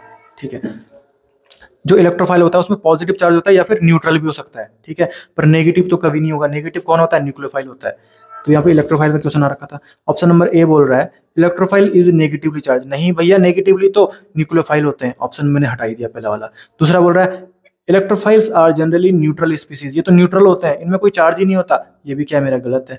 ऑप्शन नंबर डी देखता हूं मैं, इलेक्ट्रोफाइल्स आर नेगेटिवली चार्ज। भैया नेगेटिवली तो हो ही नहीं सकता, नेगेटिवली तो न्यूक्लियोफाइल्स होते हैं। ऑप्शन नंबर 3 देखो, electrophiles can be either neutral और पॉजिटिवली। मैंने बोला था पॉजिटिव भी हो सकते हैं और न्यूट्रल भी हो सकते हैं इलेक्ट्रोफाइल। समझ में आ गया? तो 26 का आंसर क्या आ जाएगा? 3 आ जाएगा। ये मैंने 26 की क्या हो गया? टिक मार दिया। ठीक है, फिर मैंने आपको जब रिएक्शन मैकेनिज्म पढ़ाया था वहाँ पे मैंने आपको एक स्टेबिलिटी ऑफ एल्कीन पढ़ाई थी। तो मैंने वहाँ पे तो बहुत अच्छे से बताया था, स्टेप 1 में ये चेक करना है, स्टेप 2 में ये चेक करना है, स्टेप 3 में ये चेक करना है। वो तो तब क्लियर था जब एक अच्छा क्वेश्चन आए। पर नीट में जो क्वेश्चन आते हैं वो मतलब स्टेप 1 से भी क्लियर हो सकते हैं, स्टेप 1 से भी क्लियर हो जाते हैं। ठीक है, तो मैंने सबसे पहले वहाँ पे बताया था सबसे ज़्यादा स्टेबल जो एल्कीन थी वो कौन सी थी? रेजोनेंस वाली, जिसमें डबल बॉन्ड फिर सिंगल बॉन्ड फिर डबल बॉन्ड। ठीक है, मतलब अल्टरनेट था। तो रेजोनेटेड जो एल्कीन होती है वो मोस्ट स्टेबल होती है। और मैंने लास्ट में आपको बताया था कि जो स्टेबिलिटी ऑफ एल्कीन होती है उसका आंसर जो होता है उसका अपोजिट आंसर किसका होता है? एंथैल्पी ऑफ हाइड्रोजनेशन या हीट ऑफ हाइड्रोजनेशन। मतलब स्टेबिलिटी ऑफ एल्कीन की इनवर्सली रिलेशन होता है एंथैल्पी ऑफ हाइड्रोजनेशन का। ठीक है, तो मैं क्वेश्चन नंबर 15 करता हूँ आपके लिए। मैंने आपको सारे पढ़ा रखे हैं, मैं नई चीज नहीं पढ़ा रहा हूँ आपको। ये है मेरा क्वेश्चन नंबर 15। ठीक है। ये कब आया था सर? ये आया था AIPMT 2015 में। ठीक है। इसमें 3 ऑप्शन दे रखे हैं 1 2 3। The enthalpy of hydrogenation of this compound will be. तो अपने को एंथैल्पी ऑफ हाइड्रोजनेशन बताना है। सर इसमें रेजोनेंस हो रहा है क्या? Double bond single bond double bond हो रहा है और बहुत भयंकर हो रहा है। इसमें भी रेजोनेंस हो रहा है double bond single bond double bond, पर इधर साइड ही नहीं हो रहा, और इसमें तो अंदर बिल्कुल भी रेजोनेंस नहीं हो रहा। ठीक है। तो रेजोनेंस सबसे ज्यादा किसमें हो रहा है? इसमें हो रहा है। मतलब सबसे ज्यादा स्टेबल एल्कीन कौन सी होगी मान लो, तो ये होगी। तो सबसे ज्यादा 1 होगी, फिर 2 होगी, फिर 3 होगी। पर हीट ऑफ हाइड्रोजनेशन बताना है तो आंसर मुझे अपोजिट करना पड़ेगा। तो सबसे ज्यादा थर्ड का हो जाएगा, फिर सेकंड का होगा, फिर फर्स्ट का। तो थर्ड का, सेकंड का, फर्स्ट का। तो 15th का आंसर क्या हो जाएगा? 1 आ जाएगा। 15th का आंसर क्या आ जाएगा? 1 आ जाएगा। ठीक है। फिर अपन बात करते हैं टॉटोमेरिज्म। टॉटोमेरिज्म वाला जो कंसेप्ट है वो मैं आपको आइसोमेरिज्म में बताऊंगा, क्योंकि ये आइसोमेरिज्म का कंसेप्ट है। ठीक है, टॉटोमेरिज्म। ठीक है। इसमें क्वेश्चन इसके यहाँ पे 3 क्वेश्चन दे रखे हैं, वो क्वेश्चन आप छोड़ देना, क्योंकि वो आइसोमेरिज्म का क्वेश्चन है। अगर टाइम मिलेगा तो मैं आपको रात तक आइसोमेरिज्म बना दूंगा। अगर मैंने आइसोमेरिज्म की वीडियो बनाई तो उसमें मैं टॉटोमेरिज्म कवर करूंगा। और जो तीनों क्वेश्चन है ये इतने सिंपल हैं कि आपको अगर टॉटोमेरिज्म का मैंने जुगाड़ बता दिया तो ये आप देखते ही आंसर मार सकते हो। ठीक है। वैसे टाइम बहुत कम बचा हुआ है, कल आपका एग्जाम है, इसलिए मेरे को इस वीडियो को भी जल्दी जल्दी बनाना पड़ रहा होगा। आप देख रहे होंगे मैं कितने जल्दी जल्दी बोल रहा हूँ ताकि वीडियो ज़्यादा लंबी ना बने। पर ज़्यादा लंबी ना बने तो इसलिए मैं ऐसा भी नहीं कर सकता हूँ कि मैं कुछ चीज़ें काट दूँ। मैं अगर व्यूज़ के चक्कर में बनाता वीडियो तो मैं 5-5 मिनट की वीडियो बना सकता था, मुझे टाइम भी नहीं लगता और मैं मतलब व्यूज़ भी अच्छे आ जाते। पर मैं आपको क्वालिटी कंटेंट दे रहा हूँ और आप जब इसको पढ़ रहे हो तो आपको लग रहा होगा कि आपको क्वालिटी कंटेंट मिल रहा है या नहीं मिल रहा है। ठीक है। तो वीडियो पे मैं ज़्यादा कितनी लेंथ उसकी बनती है उस पर ज़्यादा ध्यान नहीं देता हूँ। बाकी वीडियो की क्वालिटी, वीडियो का कंटेंट कैसा है वो मैं ज़्यादा फोकस में रखता हूँ। ठीक है। तो चलो ये बात तो छोड़ो, आगे बढ़ते हैं। अब हम पढ़ रहे हैं इलेक्ट्रोमेरिक इफेक्ट। ये मैंने एनसीईआरटी से निकाला है। इलेक्ट्रोमेरिक इफेक्ट तो ये एक टेम्पोररी इफेक्ट होता है। ठीक है। डबल बॉन्ड को सिंगल बॉन्ड में कन्वर्ट कर दिया, ट्रिपल बॉन्ड को डबल बॉन्ड में कन्वर्ट कर दिया। ठीक है। तो इसमें भी 2 होते हैं, एक तो प्लस ई और एक माइनस ई। प्लस ई कब बोलना है और माइनस ई कब बोलना है। ठीक है। नीट में अभी तक इससे कोई क्वेश्चन नहीं आया वैसे। जैसे ये अपनी एल्कीन है। ठीक है। एल्कीन है तो डबल बॉन्ड सिंगल बॉन्ड में कन्वर्ट हो जाएगा, डबल बॉन्ड तो सिंगल बॉन्ड में कन्वर्ट हो जाएगा। ठीक है। अब देखो डबल बॉन्ड को जो मैं तोड़ता हूँ, ये मैंने आपको कब बताया था? जब मैंने आपको मार्कोनिकोव रूल पढ़ाया था। ठीक है। तो डबल बॉन्ड को जिस तरफ फेंकते हैं ना जिस कार्बन पे, उधर नेगेटिव चार्ज हो जाता है और पीछे पॉजिटिव चार्ज हो जाता है। डबल बॉन्ड को जिस तरफ फेंकते हैं ना जिस कार्बन पे, उधर नेगेटिव और पीछे पॉजिटिव। तो ये इलेक्ट्रोमेरिक इफेक्ट में प्लस ई आएगा या माइनस ई आएगा, ये डिपेंड करेगा अपना रिएजेंट कौन सा है। अभी आगे इलेक्ट्रोफाइल दे रखा है H+। तो देखो H+, जिधर बॉन्ड टूटा उधर ही इलेक्ट्रोफाइल, उधर ही रिएजेंट लग गया। देखो इधर बॉन्ड टूटा तो इधर नेगेटिव, पॉजिटिव वाला तो इधर ही लगेगा। तो जिधर बॉन्ड टूटा उधर ही रिएजेंट लग गया तो मैं बोलूंगा प्लस सी। और जिधर बॉन्ड टूटा उसके अपोजिट वाले कार्बन, उसके पीछे वाले कार्बन पे रिएजेंट लगा तो मैं बोलूंगा माइनस ई। ये जो CN है न्यूक्लियोफाइल, ये तो पीछे लगेगा ना क्योंकि प्लस चार्ज पीछे आया है।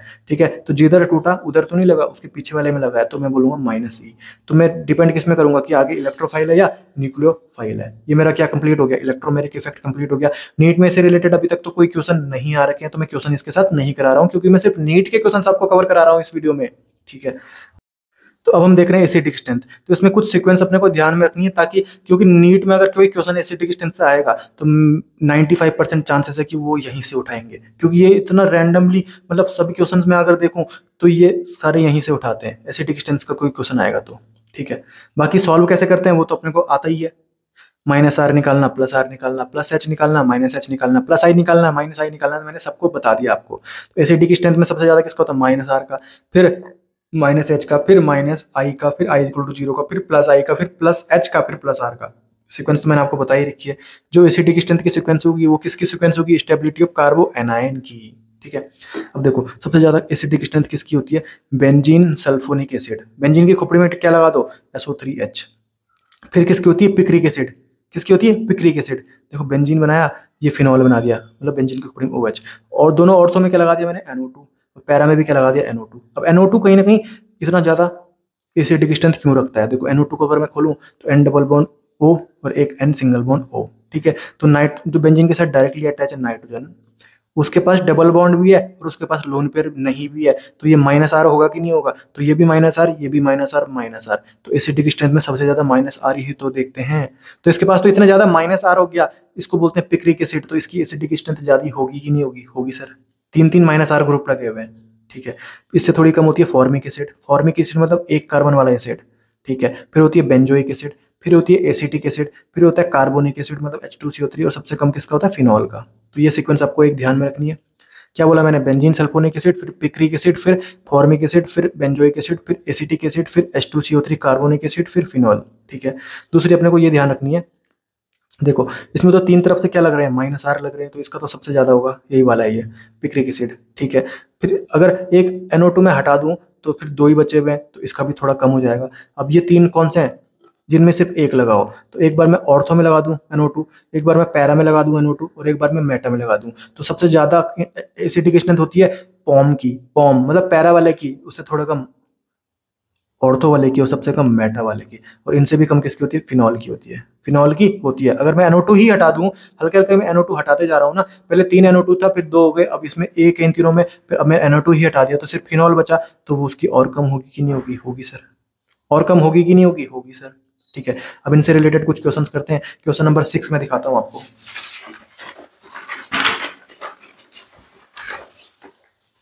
क्वेश्चन नंबर 6 है, ये कब का क्वेश्चन है सर, ये AIPMT 2008 का क्वेश्चन है, ठीक है।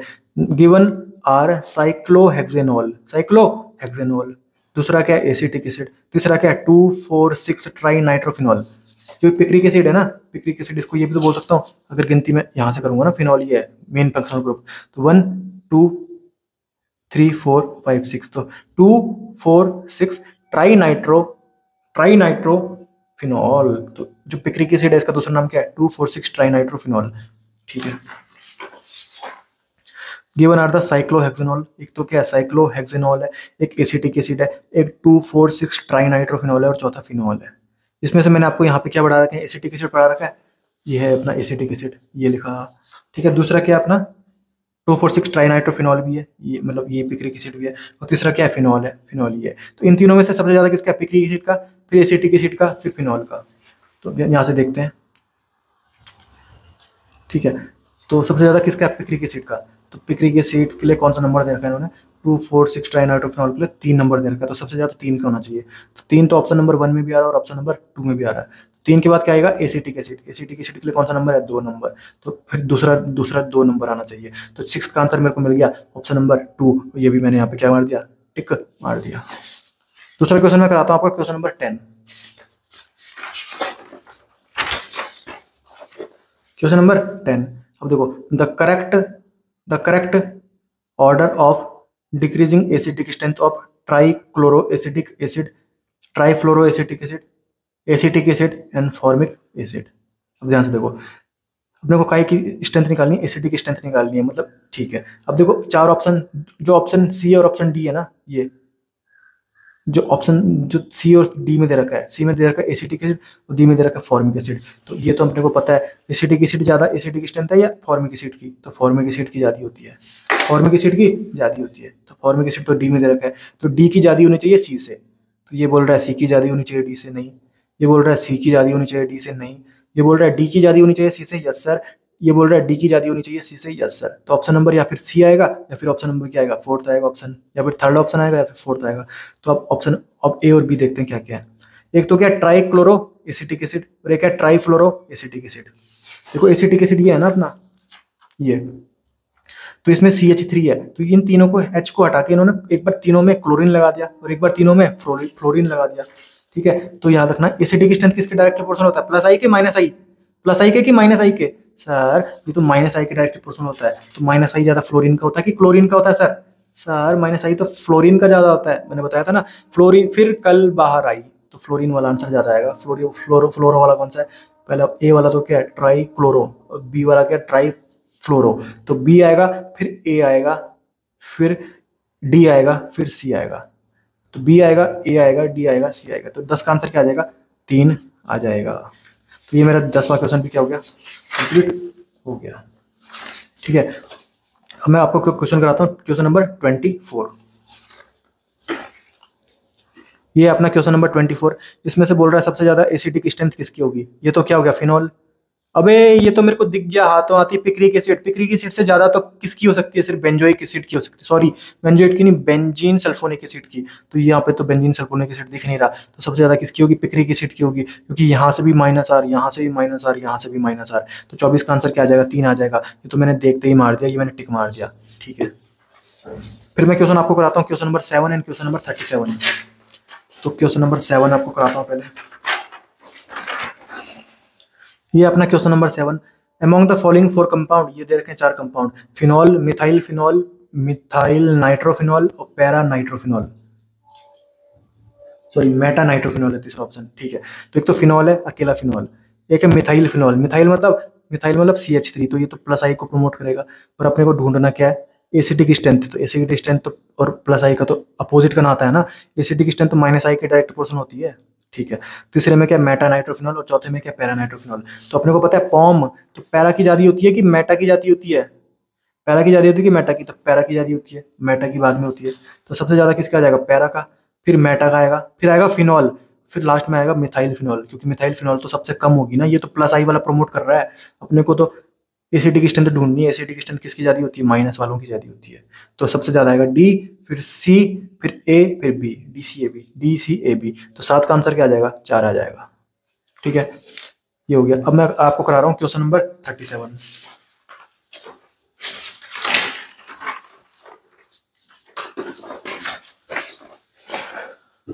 क्वेश्चन नंबर 37 आया था 2022 में नीट के। ठीक है, कई बच्चे पूछते रहते हैं कि स्टेटमेंट वाले क्वेश्चन भी लग जाएंगे कि नहीं लग जाएंगे, तो देखते हैं, ये स्टेटमेंट वाला क्वेश्चन ही है।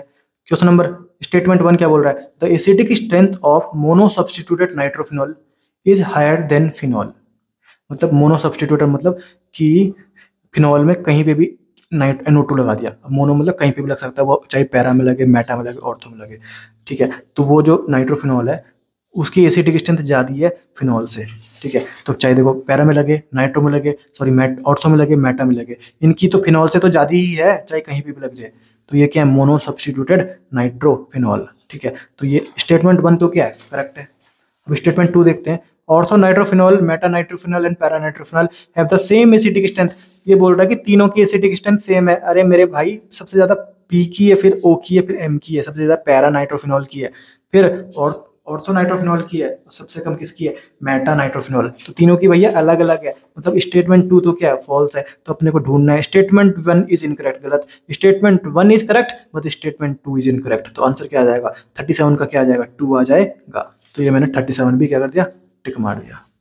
सिंपल है। ठीक है, फिर अपने को एक एसिडिक स्ट्रेंथ में एक और सीक्वेंस याद करनी है।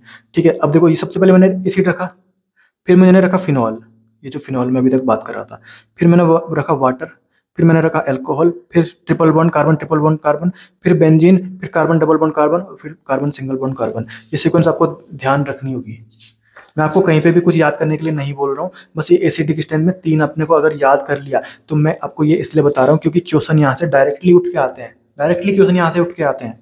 तो ये अब आपको अगर इसमें 30 सेकंड भी दोगे तो ये इतनी मुश्किल भी नहीं, आप आराम से इसको याद कर सकते हो। ठीक है, इन वालों में तो मैंने आपको रीजन भी दिया है कि क्यों कहीं ना कहीं ज्यादा इसका हो रहा है, क्योंकि इसमें -R 3 लग रहे हैं, इसमें -R 2 लग रहे हैं। ठीक है, इसको याद करने का मैंने पॉम बताया था। ठीक है, तो ये वाली सीक्वेंस मैंने आपको याद करवाई, ये भी सिंपल सी है, ये भी अगर आप ध्यान दोगे तो सिंपल सी है। तो क्वेश्चन नंबर 3 अपन करते हैं। ये अपना question number 3, the stability of carbo anion. अब कार्बो एनायन की स्टेबिलिटी मतलब कहीं ना कहीं ये क्या बोल रहा है? एसिडिक स्ट्रेंथ बताओ। Stability of carbo anion acidic strength ही तो होती है भैया, एसिडिक स्ट्रेंथ की ही तो डायरेक्ट प्रोपोर्शनल होती है। तो देखो ये अपना दे रखा था। ठीक है, एक बेंजीन दे रखा था, एक carbon double triple bond carbon दे रखा था, एक कार्बन डबल बॉन्ड कार्बन दे रखा था, एक कार्बन सिंगल बॉन्ड कार्बन दे रखा था। ठीक है, एक तो ट्रिपल बॉन्ड वाला है, एक बेंजीन है, एक डबल बॉन्ड है और सिंगल बॉन्ड है। ये सीक्वेंस अपने को यहाँ दिखी हुई है। तो सबसे ज्यादा किसकी हो जाएगी? ए की आ जाएगी, फिर क्या आएगी? बी की आएगी, फिर किसकी आएगी? सी की आएगी, फिर डी की। A B C D, A B C D, A B C D. तो ऑप्शन नंबर क्या आ जाएगा? थर्ड आ जाएगा, ए बी सी डी। तो 3 का आंसर क्या आ जाएगा? 3 आ जाएगा। ठीक है, अब हम करते हैं क्वेश्चन नंबर 38।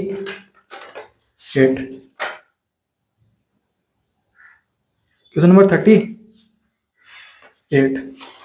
38 का है, 38 का है, 38 का है, ये रहा। या 38 क्वेश्चन अपना, the correct order of acidic strength of the following, मतलब एसिडिक स्ट्रेंथ निकालनी है। ठीक है, ये अपना क्या है, फिनॉल है, ये अपना क्या है, एसिटिक एसिड है, ये अपना वाटर है, और ये अपना क्या है, एल्कोहल है। तो देखते हैं फिनॉल, ये रहा अपना फिनॉल, तो फिनॉल की सबसे ज्यादा होगी। फिर उसके बाद क्या है, एसिटिक एसिड, नहीं सबसे ज्यादा एसिटिक एसिड की होगी, ये एसिड है। फिर किसकी होगी, फिनॉल की होगी। फिर किसकी होगी, वाटर की होगी। फिर किसकी होगी, एल्कोहल की होगी। देखो सबसे ज्यादा फिनॉल की, फिर एसिड, नहीं सबसे ज्यादा एसिटिक एसिड की, ये एसिड है ना, एसिड की सबसे ज्यादा होनी है, सबसे ज्यादा एसिड की। एसिड कौन है, ये रख दिया मैंने। फिर फिनॉल की, फिर वाटर की, फिर एल्कोहल की, फिर वाटर की, फिर एल्कोहल की। तो आंसर क्या आ जाएगा इसका, ऑप्शन नंबर बी आ जाएगा। 38 का क्या आ जाएगा, 2 आ जाएगा। तो ये भी मैंने कर दिया। तो ये मेरा एसिडिक स्ट्रेंथ भी यहाँ पे क्या हो गया, कंप्लीट हो गया। अब कुछ काम की बातें हम पढ़ रहे हैं। ठीक है, तो कभी कभी ये एसिडिक स्ट्रेंथ नहीं पूछता, पूछते था के है बताओ। तो अपने को अगर पता नहीं है कि के क्या होता है, तो हम आंसर छोड़ के आ जाएंगे। पर ध्यान रखना, के मतलब एसिडिक स्ट्रेंथ, के बी का डायरेक्टली प्रोपोर्शनल होता है बेसिक स्ट्रेंथ के एसिडिक स्ट्रेंथ के, और के बी बेसिक स्ट्रेंथ के, और के का अपोजिट होता है पी के ए। पी के ए अगर आपने आयोनिक इक्विलिब्रियम पढ़ा होगा तो वहां पे आपने ये सब देखे होंगे, है ना। तो के एसिडिक स्ट्रेंथ के, और के बी बेसिक स्ट्रेंथ के। और पीके पूछा होगा तो एसिडिक स्ट्रेंथ का उल्टा करना है, पीके भी पूछेगा तो बेसिक स्ट्रेंथ का उल्टा करना है। मतलब पीके किसके अपोजिट है, के पीके भी किसके अपोजिट है, के बी के। ठीक है, तो ये अपने को ध्यान रखना है। ये मैंने आपको रिएक्शन मैकेनिज्म में पढ़ाया था, जब मैंने आपको एक्टिवेटिंग डीएक्टिवेटिंग पढ़ाया था कि बेंजीन के साथ अगर डायरेक्टली क्लोरीन लगा होगा तो इसका कितना, देखो इसके पास लोन पेयर है, इलेक्ट्रॉन तो इसके पास सिर्फ कितने हैं, एक और एक, दो, तो तीन इसके पास क्या रहे होंगे, लोन पेयर रहे होंगे। तो क्योंकि ऑक्टेट पूरा करना है तो इसके पास डायरेक्टली लोन पेयर में आया गया। तो मैंने बोला था कि बेंजीन के साथ जो डायरेक्टली अटैच है उसके पास लोन पेयर पाया जाएगा तो माइनस आर होता है, पर इसका माइनस आर नहीं होगा, इसका होता है माइनस आई। ये मैंने वहां पे आपको बताया था, वहां पे भी मैंने एक्सेप्शन बताया था इसका एक्टिवेटिंग डीएक्टिवेटिंग में। ठीक है, कि इसके सामने अगर इलेक्ट्रोफाइल आ जाएगा तो ये तो क्या है, माइनस आई है, तो मेटा में लगना चाहिए था, पर लगता है ऑर्थो एंड पैरा में। वो सब बातें अलग हैं, वो रिएक्शन मैकेनिज्म की। बस यहाँ पे ध्यान रखना है कि ये क्या होता है, माइनस आई बहुत ज़्यादा शो करता है। ठीक है, फिर एक कंसेप्ट याद रखना है कि अगर एसिडिक स्ट्रेंथ ज़्यादा होगा तो वो सोडियम बाइकार्बोनेट में और वाटर में सॉल्युबल भी ज़्यादा हो जाएगा, मतलब इजिली हाइड्रेटेड हो जाएगा। किसमें, सोडियम बाइकार्बोनेट में और वाटर में। ठीक है, अब देखो एक बहुत इंपॉर्टेंट है एनसीईआरटी और नीट में इससे बहुत अच्छा क्वेश्चन आया हुआ था, और मतलब ये क्वेश्चन बहुत लोगों ने गलत किया, क्योंकि ये बड़ी बड़ी कोचिंग है जैसे एलन हो गई, आकाश हो गई, उसमें भी ये गलत बताया जाता था। आकाश और एलन में ये भी आज तक गलत बताया जाता था, मतलब ये जो क्वेश्चन था। ठीक है, अब देखो ये क्या है अपना कार्बोकैटायन है, तो अल्फा हाइड्रोजन इसमें कितने, 3 और 3 6 और 3 9। पर ये वाला जो कार्बोकैटायन ये तो ज्यादा स्टेबल होगा ना, क्योंकि इसके पास तो बेंजीन है। बेंजीन मतलब रेजोनेंस में जा रहा है ना ये carbocation, double bond single bond plus. ठीक है, तो हमने बताया था सबसे पहले हम क्या देखते हैं, रेजोनेंस देखते हैं, फिर देखते हैं हाइपर कंजुगेशन, लास्ट में देखते हैं इंडक्टिव। तो पहले हाइपर कंजुगेशन देखेंगे कि रेजोनेंस देखेंगे, भैया रेजोनेंस देखेंगे ना, तो ज्यादा स्टेबल कार्बोकैटायन तो ये वाला होना चाहिए था ना, पर ये वाला यहाँ पे क्या होता है, ज्यादा स्टेबल कार्बोकैटायन होता है, क्योंकि अल्फा हाइड्रोजन इसके मैक्सिमम है। किसी कार्बोकैटायन के पास मैक्सिमम यहाँ पे 9 ही तो हो सकते हैं ना यहाँ पे। ठीक है, अगर ये टर्चरी वाला है। ठीक है, तो ये ध्यान रखना कि जो ये टर्चरी वाला है ये मोर स्टेबल कार्बोकैटायन है देन बेंजाइल वाले से। ठीक है, अब ध्यान से देखो एमाइन वाले क्वेश्चन में, एमाइन मतलब जिस क्वेश्चन में नाइट्रोजन लगा होता है एमाइन मैंने बता रखा है आपको, primary amine, secondary amine, tertiary amine. ठीक है, तो एमाइन वाले क्वेश्चन में लोन पेयर निकालना अगर आसान होगा, लोन पेयर निकालना जितना आसान होगा बेसिक स्ट्रेंथ उतनी ज्यादा होगी। ये इतना अच्छा कंसेप्ट है कि इससे बहुत क्वेश्चन बन जाते हैं अपने। ठीक है, लोन पेयर निकालना जितना आसान, बेसिक स्ट्रेंथ उतनी ज्यादा। ठीक है, ये मैंने आपको बताया था। प्लस आई वाले लोन पेयर को भगाते हैं, नेगेटिव चार्ज को भी भगाते हैं। माइनस आई वाले बोलते हैं कि मत जाओ, भागने ही नहीं देते, तो लोन पेयर को भी भागने नहीं देते और नेगेटिव चार्ज को भी भागने नहीं देते। तो यहाँ पे अपन सिर्फ लोन पेयर की बात कर रहे हैं, तो प्लस आई वाले लोन पेयर को भगाते हैं, माइनस आई वाले लोन पेयर को रोक के रखते हैं। ठीक है, अब क्वेश्चन करते हैं इससे रिलेटेड। पहले इससे रिलेटेड एक क्वेश्चन करते हैं, क्वेश्चन नंबर 13।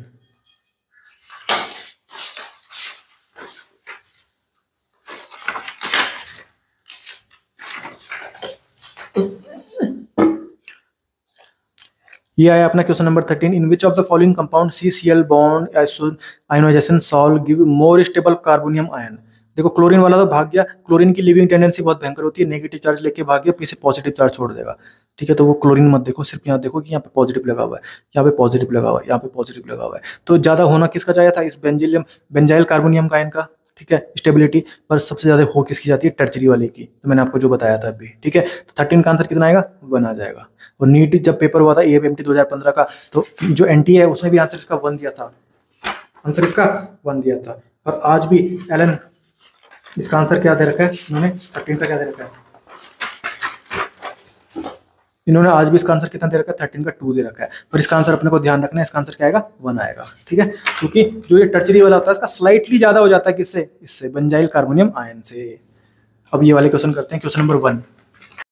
अब हम देखते हैं question number 1, which of the following is more basic than aniline, aniline से ज्यादा बेसिक कौन होगा, डाइफिनाइलामीन, ट्राइफिनाइलामीन, पैरानाइट्रोएनिलीन एंड बेंजाइल अमीन, ठीक है। तो डाइफिनाइलामीन लिखा हुआ है, मतलब अमीन मतलब नाइट्रोजन लिखना है, ठीक है। उसके दो तरफ से फिनाइल लगा देना, लगा दिया दो तरफ से फिनाइल, तो वैलेंसी नाइट्रोजन की कितनी होती है, 3 होती है, तो मैंने एक हाइड्रोजन लगा दिया। वैसे मैंने ट्राई फिनाइल अमीन बना दिया, अब तीनों तरफ से फिनाइल लगा दिया।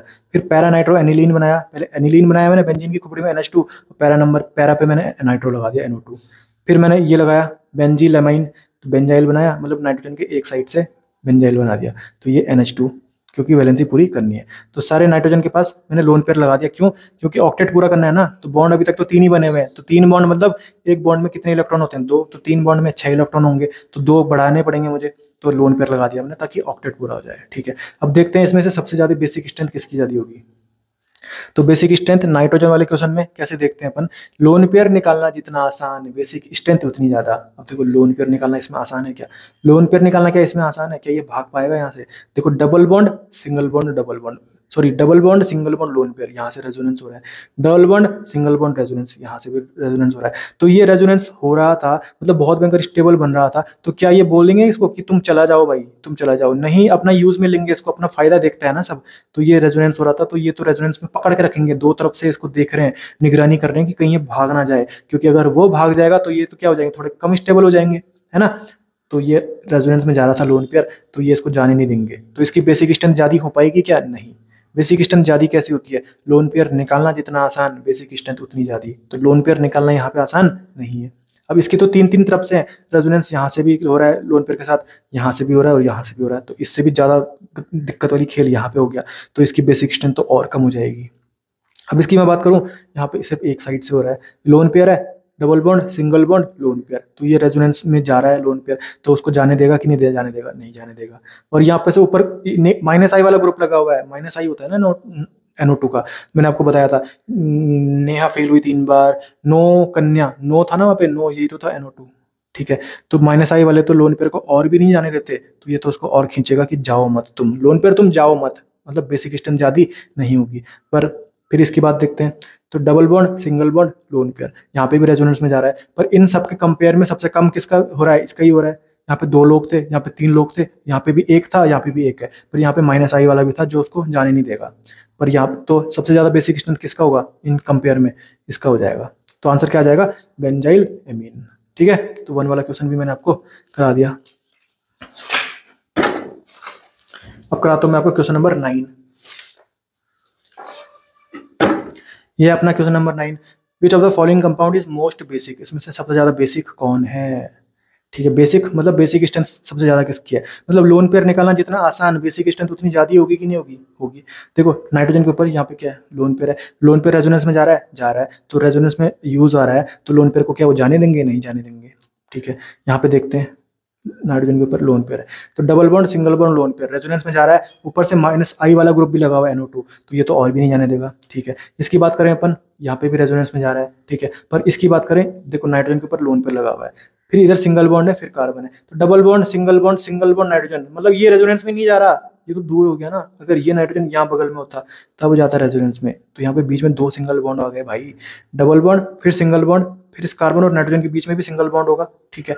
तो ये रेजोनेंस में नहीं जा रहा, ये रेजोनेंस में नहीं जा रहा, ये इसने चुपके से निकल गया, ये लोन पेयर भाग गया। लोन पेयर निकालना जितना आसान, बेसिक स्ट्रेंथ उतनी ज्यादा, लोन पेयर यहाँ पे भाग जाएगा और बेसिक स्ट्रेंथ क्या हो जाएगी, इसकी बढ़ जाएगी। तो मेरा आंसर क्या आ जाएगा, 9th का 3 आ जाएगा, ठीक है सर। अब हम देखते हैं क्वेश्चन नंबर 18 सॉरी, ठीक है। तो इसमें क्या पूछ रहे हैं, करेक्ट ऑर्डर ऑफ KB। अब मैंने बताया था KB मतलब बेसिक स्ट्रेंथ, के बी मतलब बेसिक स्ट्रेंथ, और के का मतलब क्या होता था, एसिडिक स्ट्रेंथ। मतलब ये क्वेश्चन क्या है, correct order of basic strength. तो बेसिक स्ट्रेंथ में हमने कैसे देखना है, नाइट्रोजन वाले क्वेश्चन में लोन पेयर निकालना जितना आसान, बेसिक स्ट्रेंथ उतनी ज्यादा। तो देखो इस नाइट्रोजन के ऊपर जो लोन पेयर है वो रेजोनेंस में जा रहे हैं क्या, double bond, single bond, lone pair. तो रेजोनेंस में जा रहे हैं तो वो लोन पेयर भाग पाएगा क्या, नहीं भाग पाएगा। बेसिक स्ट्रेंथ ज्यादा हो पाएगी क्या, नहीं हो पाएगी। इसकी बात करते हैं double bond, single bond, lone pair, ये भी रेजोनेंस में जा रहा है, ठीक है। इसकी बात करते हैं, यहाँ पे तो डबल बॉन्ड ही नहीं है, मतलब यहाँ पे तो लोन पेयर आराम से भाग जाएगा।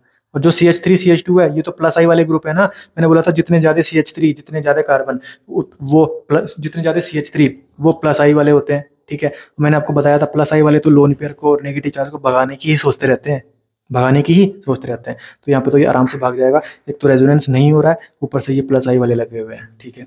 फिर अपन बात करते हैं इसकी, डबल बॉन्ड, फिर सिंगल बॉन्ड, फिर सिंगल बॉन्ड, फिर नाइट्रोजन।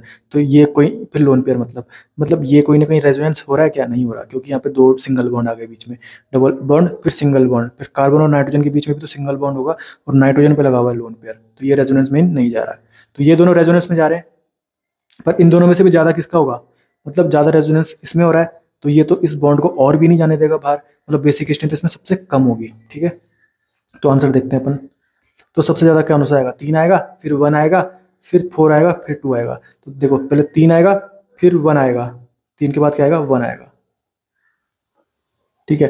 तो आंसर नंबर मेरा क्या आ जाएगा, 18 का 2 आ जाएगा, 18 का क्या आ जाएगा, 2 आ जाएगा। तो ये भी मेरा क्या हो गया, क्वेश्चन कंप्लीट हो गया, क्योंकि सबसे पहले 3 आएगा, ठीक है।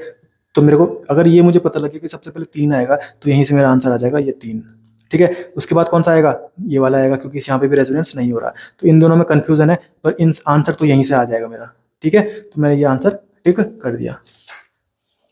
ये मेरा 18 वाला कंसेप्ट हो गया क्लियर। अब मैं कर रहा हूँ क्वेश्चन नंबर 20।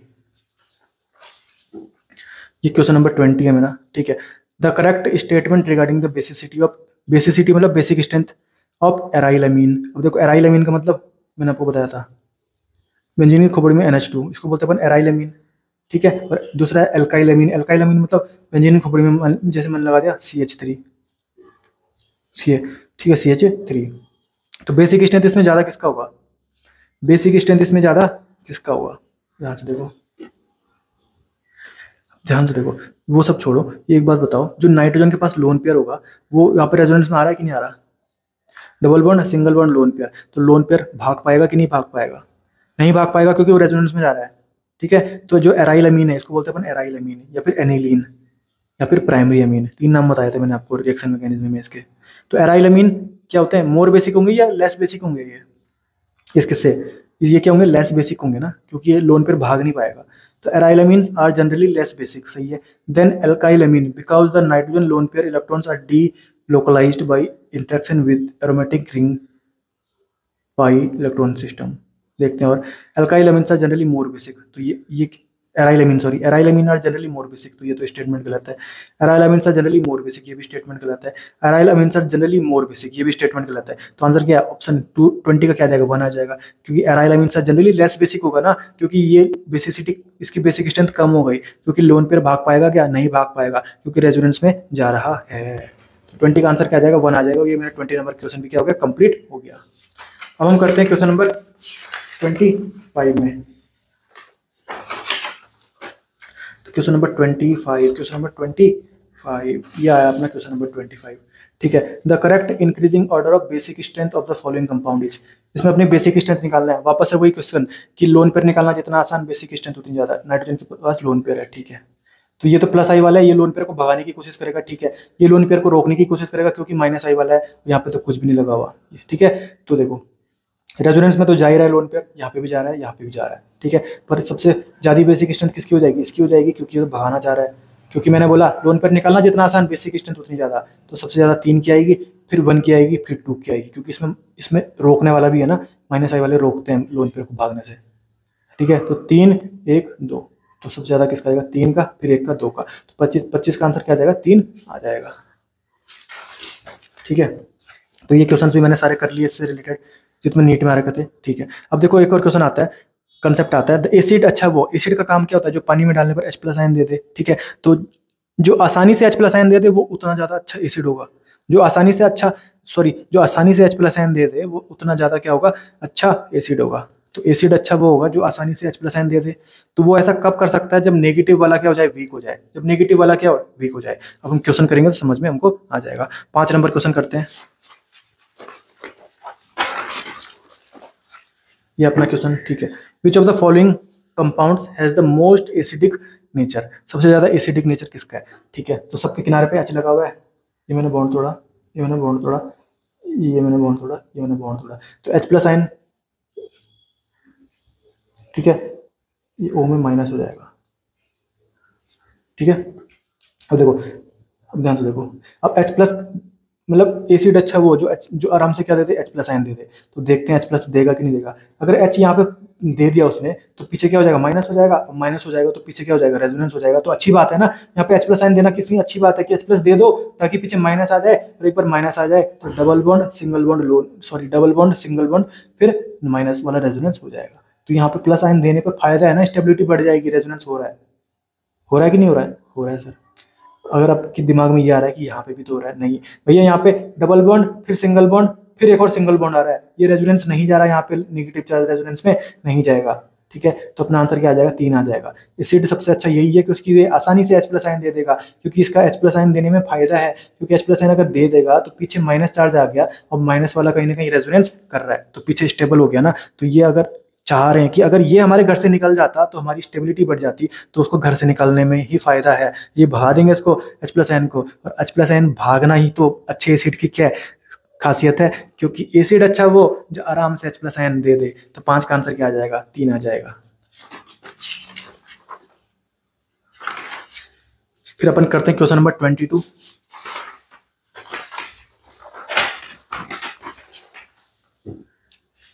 ये अपना question number 22, the correct order of strength of the carboxylic acid. ये कार्बोक्सिलिक एसिड है, इनकी एसिडिक स्ट्रेंथ बतानी है। H+ आयन भागने वाले कंसेप्ट लगाऊंगा, ठीक है। H+ पीछे माइनस, H+ पीछे माइनस, H+ पीछे माइनस, ठीक है। अब ध्यान से देखो, H+ आयन किस में भगाना आसान है। अब ध्यान से देखो, यहाँ तो ये है, ये ऑक्सीजन क्या है सर, ऑक्सीजन तो -I वाला ग्रुप है ना, मैंने बताया था। ठीक है, -I वाला ग्रुप है ना, ये इलेक्ट्रोनेगेटिविटी ज़्यादा होती है ऑक्सीजन की। ठीक है, तो देखो -I वाला है, ठीक है। तो -I वाले क्या नेगेटिव चार्ज को जाने देते हैं, रोकते हैं, -I वाले। ठीक है, मैंने आपको जब बताया था, +I वाला लोन पेयर को भगाता है, लोन नेगेटिव चार्ज को भी भगाता है, ठीक है। और -I वाले लोन पेयर को रोक के रखते हैं और नेगेटिव चार्ज को भी रोक के रखते हैं, मतलब भागने नहीं देते। ठीक है, तो इसमें नेगेटिव -I वाले लगे हुए हैं, और -I वाला पास किस में, जो नेगेटिव चार्ज के पास किस में लगा हुआ है, देखो ये ज़्यादा पास है, ये तो दूर हो गया ना।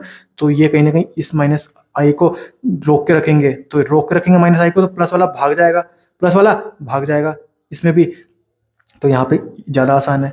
यहाँ पे देखें अपन, तो ये भी रोक के रखेगा, -I वाला है, तो यहाँ पे +I वाला क्या हो जाएगा, भाग जाएगा। ठीक है, तो आंसर क्या आएगा, 2, 1 और ये 3। यहाँ पे रोकने वाला कोई है ही नहीं। ठीक है, तो 2, 1, 3, तो 2, 1, 3, तो 22 का आंसर क्या आ जाएगा, ऑप्शन नंबर 2 आ जाएगा। समझ में आया ना आपको? अब हम देखते हैं क्वेश्चन नंबर 18 सॉरी।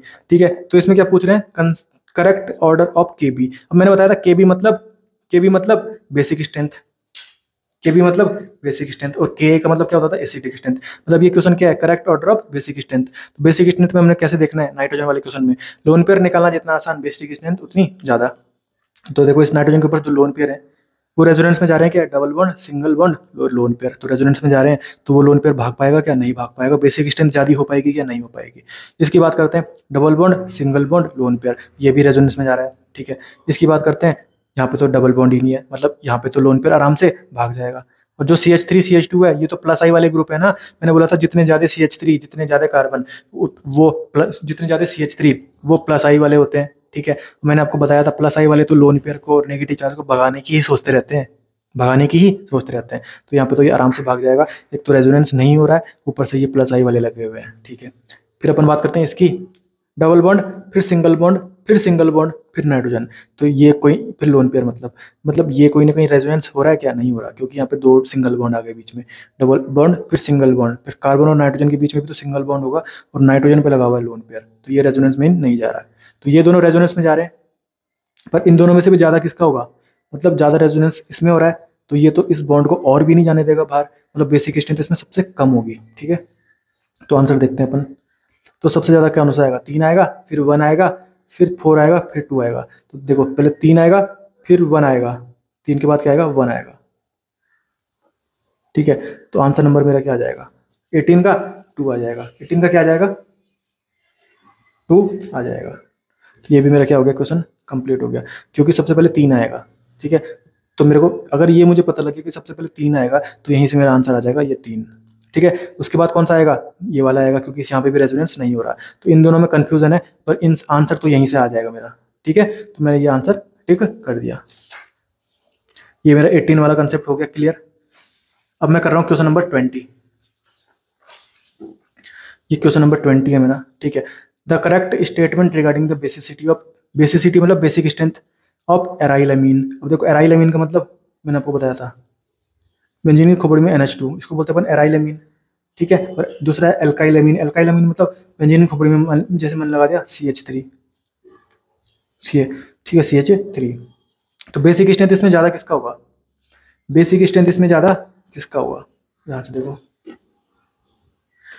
ध्यान से देखो, वो सब छोड़ो, एक बात बताओ, जो नाइट्रोजन के पास लोन पेयर होगा वो यहाँ पे रेजोनेंस में आ रहा है कि नहीं आ रहा, double bond, single bond, lone pair. तो लोन पेयर भाग पाएगा कि नहीं भाग पाएगा, नहीं भाग पाएगा, क्योंकि वो रेजोनेंस में जा रहा है। ठीक है, तो जो एराइल अमीन है इसको बोलते हैं अपन एराइल अमीन, या फिर एनिलीन, या फिर प्राइमरी अमीन। 3 नाम बताए थे मैंने आपको रिएक्शन मैकेनिज्म में इसके। तो एराइल अमीन क्या होते हैं, मोर बेसिक होंगे या लेस बेसिक होंगे, ये इसके ये क्या होंगे, लेस बेसिक होंगे ना, क्योंकि ये लोन पेयर भाग नहीं पाएगा। तो aryl amines are generally less basic, सही है। Then alkyl amine, because the nitrogen lone pair electrons are delocalised by interaction with aromatic ring pi electron system. देखते हैं, और alkyl amines are generally more basic. तो ये aryl amine, sorry, aryl amine are generally more basic, तो ये तो statement गलत है। Aryl amines are generally more basic, ये भी स्टेटमेंट गलत है। Aryl amines are generally more basic, ये भी स्टेटमेंट गलत है। तो आंसर क्या है, ऑप्शन 20 का क्या जाएगा, 1 आ जाएगा, क्योंकि aryl amines are generally less basic होगा ना, क्योंकि ये बेसिसिटी, इसकी बेसिक स्ट्रेंथ कम हो गई, क्योंकि लोन पेयर भाग पाएगा क्या, नहीं भाग पाएगा, क्योंकि रेजोनेंस में जा रहा है। तो 20 का आंसर क्या जाएगा, 1 आ जाएगा। ये मेरा 20 नंबर क्वेश्चन भी क्या हो गया, कंप्लीट हो गया। अब हम करते हैं क्वेश्चन नंबर 25 में। तो क्वेश्चन नंबर 25, क्वेश्चन नंबर 25 ये आया अपना क्वेश्चन नंबर 25। ठीक है, the correct increasing order of basic strength of the following compound is. इसमें अपनी बेसिक स्ट्रेंथ निकालना है, वापस से वही क्वेश्चन कि लोन पेयर निकालना जितना आसान, बेसिक स्ट्रेंथ उतनी ज़्यादा। नाइट्रोजन के पास लोन पेयर है, ठीक है, तो ये तो प्लस आई वाला है, ये लोन पेयर को भगाने की कोशिश करेगा। ठीक है, ये लोन पेयर को रोकने की कोशिश करेगा, क्योंकि माइनस आई वाला है, यहाँ पे तो कुछ भी नहीं लगा हुआ। ठीक है, तो देखो रेजोनेंस में तो जा ही रहा है लोन पेयर, यहाँ पे भी जा रहा है, यहाँ पे भी जा रहा है। ठीक है, पर सबसे ज़्यादा बेसिक स्ट्रेंथ किसकी हो जाएगी, इसकी हो जाएगी, क्योंकि ये तो भगाना चाह रहा है। क्योंकि मैंने बोला लोन पेयर निकालना जितना आसान, बेसिक स्ट्रेंथ उतनी ज़्यादा।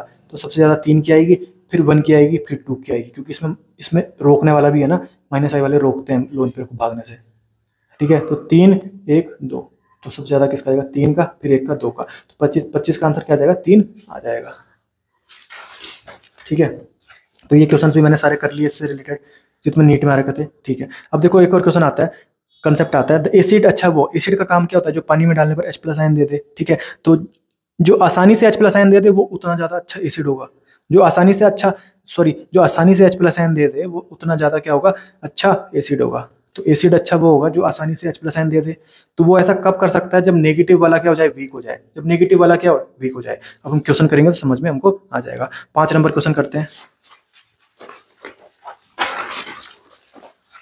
ये अपना क्वेश्चन। ठीक है, which of the following compounds has the most acidic nature. सबसे ज्यादा एसिडिक नेचर किसका है। ठीक है, तो सबके किनारे पे H लगा हुआ है, ये मैंने बॉन्ड तोड़ा, ये मैंने बॉन्ड तोड़ा, ये मैंने बॉन्ड तोड़ा, ये मैंने बॉन्ड तोड़ा, तो H+ आयन। ठीक है, ये O में माइनस हो जाएगा।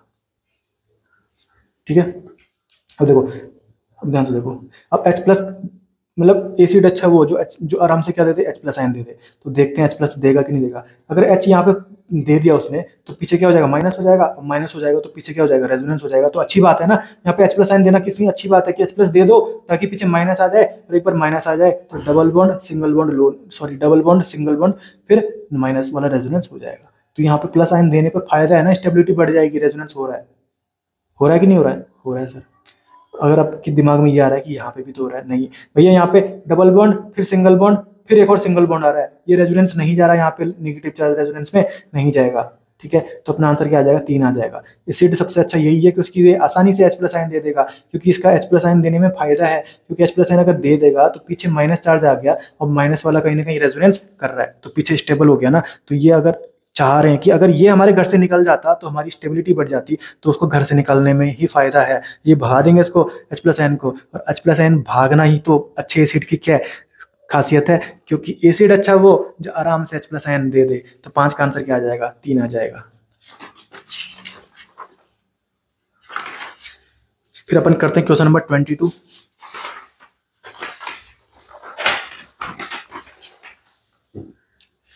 ये अपना question number 22, the correct order of strength of the carboxylic acid. ये कार्बोक्सिलिक एसिड है, इनकी एसिडिक स्ट्रेंथ बतानी है। H+ आयन भागने वाले कंसेप्ट लगाऊंगा, ठीक है। H+ पीछे माइनस, H+ पीछे माइनस, H+ पीछे माइनस, ठीक है। अब ध्यान से देखो, H+ आयन किस में भगाना आसान है। अब ध्यान से देखो, यहाँ तो ये है, ये ऑक्सीजन क्या है सर, ऑक्सीजन तो -I वाला ग्रुप है ना, मैंने बताया था, ठीक है। -I वाला ग्रुप है ना, ये इलेक्ट्रोनेगेटिविटी ज़्यादा होती है ऑक्सीजन की, ठीक है। तो देखो -I वाला है, ठीक है। तो -I वाले क्या नेगेटिव चार्ज को जाने देते हैं, रोकते हैं -I वाले, ठीक है। मैंने आपको जब बताया था +I वाला लोन पेयर को भगाता है, लोन नेगेटिव चार्ज को भी भगाता है, ठीक है। और -I वाले लोन पेयर को रोक के रखते हैं और नेगेटिव चार्ज को भी रोक के रखते हैं, मतलब भागने नहीं देते, ठीक है। तो इसमें नेगेटिव -I वाले लगे हुए हैं, और -I वाला पास किस में, जो नेगेटिव चार्ज के पास किस में लगा हुआ है, देखो ये ज़्यादा पास है, ये तो दूर हो गया ना। तो ये कहीं ना कहीं इस -I को रोक के रखेंगे, तो रोक के रखेंगे -I को, तो प्लस वाला भाग जाएगा, प्लस वाला भाग जाएगा इसमें भी। तो यहाँ पे ज़्यादा आसान है, यहाँ पे देखें अपन, तो ये भी रोक के रखेगा -I वाला है, तो यहाँ पे +I वाला क्या हो जाएगा, भाग जाएगा, ठीक है। तो आंसर क्या आएगा, 2, 1 और ये 3, यहाँ पे रोकने वाला कोई है ही नहीं, ठीक है। तो 2, 1, 3, तो 2, 1, 3, तो 22 का आंसर क्या आ जाएगा, ऑप्शन नंबर 2 आ जाएगा। समझ में आया ना आपको।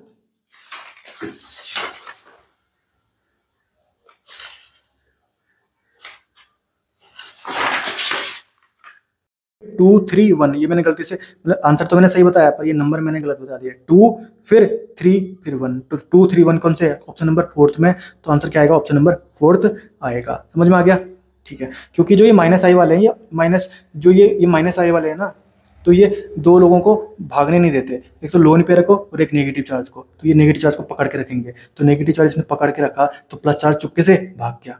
तो H+ आयन भागना ही तो अच्छे एसिड की क्वालिटी है, तो ये अच्छा एसिड हो जाएगा। और ये ऑक्सीजन भी, इसमें भी है ऑक्सीजन, इसमें भी है, पर इसमें पास में है ना, तो ये ज़्यादा पास है, तो ज़्यादा उसके पास, जो मम्मी पास बैठी रहती है तो हमको फिर हम इधर उधर शरारत नहीं कर पाते हैं ना, तो इसमें पास में बैठा हुआ है तो पकड़ के रखेगी उसको, ठीक है। और यहाँ पे तो कोई रोकने वाला है ही नहीं, तो ये तो लास्ट में ही आएगा, ठीक है। तो एसिड वाले क्वेश्चन में हमको क्या लगाना है, H+ आयन निकालना जितना आसान, basic strength, sorry, H+ ion निकालना जितना आसान, एसिडिक स्ट्रेंथ उतनी ज़्यादा, वो अच्छा एसिड होगा। और अमाइन वाले क्वेश्चन में, मतलब जिसमें नाइट्रोजन लगाओ, उसमें अपने को देखना है लोन पेयर निकालना जितना आसान उतनी ज़्यादा बेसिक स्ट्रेंथ। और ये वाला क्वेश्चन हर साल आता है, मतलब बहुत रिपीटेटिवली आता है, इन दोनों में से एक रिपीटेटिवली आते हैं, इन दोनों से, तो ये भी अपने को ध्यान में रखना है। फिर अपन देखते हैं reactivity of electrophilic addition reaction, electrophilic substitution reaction, ये इलेक्ट्रोफाइल, मतलब ये कोई भी आ गया अपने पास, इनकी रिएक्टिविटी पूछ रहे हैं, तो अपने को सिर्फ ये देखना है स्टेबिलिटी ऑफ कार्बोकेटायन। तो जो कार्बोकेटायन की स्टेबिलिटी का आंसर आएगा वही इनका भी आ जाएगा। तो इलेक्ट्रोफाइल वाले में कार्बोकेटायन का, और न्यूक्लियोफिलिक वाला कोई आए तो उसमें कार्बो एनायन का, ठीक है। बस याद रखना SN1 मैंने आपको पढ़ाया भी था, उसमें स्टेबिलिटी ऑफ कार्बोकेटायन होता है, ठीक है, याद रखना। न्यूक्लियोफिलिक वाले में तो सारे में चाहे न्यूक्लियोफिलिक एडिशन रिएक्शन हो या सब्स्टिट्यूशन रिएक्शन हो, इसमें स्टेबिलिटी ऑफ कार्बो एनायन देखते हैं, पर SN1 में याद रखना स्टेबिलिटी ऑफ कार्बोकेटायन, ठीक है। अब देखो, electrophilic addition reaction, nucleophilic addition reaction, electrophilic substitution reaction, nucleophilic substitution reaction और फ्री रेडिकल सब्स्टिट्यूशन रिएक्शन, ठीक है। तो कौन सी रिएक्शन कहाँ देखने को मिलती है वो ध्यान में रखना। फ्री रेडिकल सब्स्टिट्यूशन रिएक्शन किस में देखने को मिलती है, एल्केन में, तो एल्केन में, फिर एल्कीन एल्काइन, फिर न्यूक्लियोफिलिक एडिशन रिएक्शन किसमें, carbonyl compound aldehyde and ketone में। इलेक्ट्रोफिलिक सब्स्टिट्यूशन रिएक्शन देखने को मिलती है बेंजीन एंड इट्स डेरिवेटिव में, बेंजीन और उसके डेरिवेटिव में। और एल्काइल हैलाइड में कौन सी देखने को मिलती है, ये मुझे पता है, न्यूक्लियोफिलिक सब्स्टिट्यूशन रिएक्शन। तो कौन सी रिएक्शन कहाँ देखने को मिलती है ये अपने को एक बार ध्यान रखना, वैसे तो ये रिएक्शन मैकेनिज्म का पार्ट है। अब एक कंसेप्ट मैं आपको बताता हूँ, प्रोटोनेशन कंसेप्ट। अब ध्यान से देखो, ये R1 सिंगल बॉन्ड O, ये मतलब ये ईथर हो गया ना, ROR, ठीक है। तो ये R की जगह में मैं H भी लिख सकता हूँ, ठीक है। यहाँ पे जनरली क्या होता है, लोन पेयर मान लो, ऑक्सीजन के पास क्या है, लोन पेयर। तो लोन पेयर जब भागता है ना, लोन पेयर जब भाग गया तो वहाँ पे क्या आ जाएगा, H+ आ जाएगा। लोन पेयर जब भाग जाएगा ना तो वहाँ पे क्या आ जाएगा, H+ आ जाएगा। ठीक है, तो उसको बोलते हैं प्रोटोनेशन। प्रोटोन मतलब H+, तो H+ यहाँ पे आना ऑक्सीजन, ठीक है, यहाँ ऑक्सीजन पे, उसको क्या बोलते हैं, प्रोटोनेशन। ठीक है, ठीक है। तो लोन पेयर को भगाना जरूरी है। H+ आएगा तभी तो आएगा, तब जब लोन पेयर यहाँ से भागेगा। तो लोन पेयर को भगाना मतलब प्लस आई वाले क्या करते हैं, लोन पेयर को भगाते हैं, और माइनस आई वाले लोन पेयर को रोक के रखते हैं, है ना। तो क्वेश्चन नंबर 29 हम देखते हैं। मतलब हमारा काम क्या है, प्रोटॉन कब बनेगा, जब लोन पेयर को क्या करना है, अपने को लोन पेयर को क्या करना है, भगाना है। Question number 29।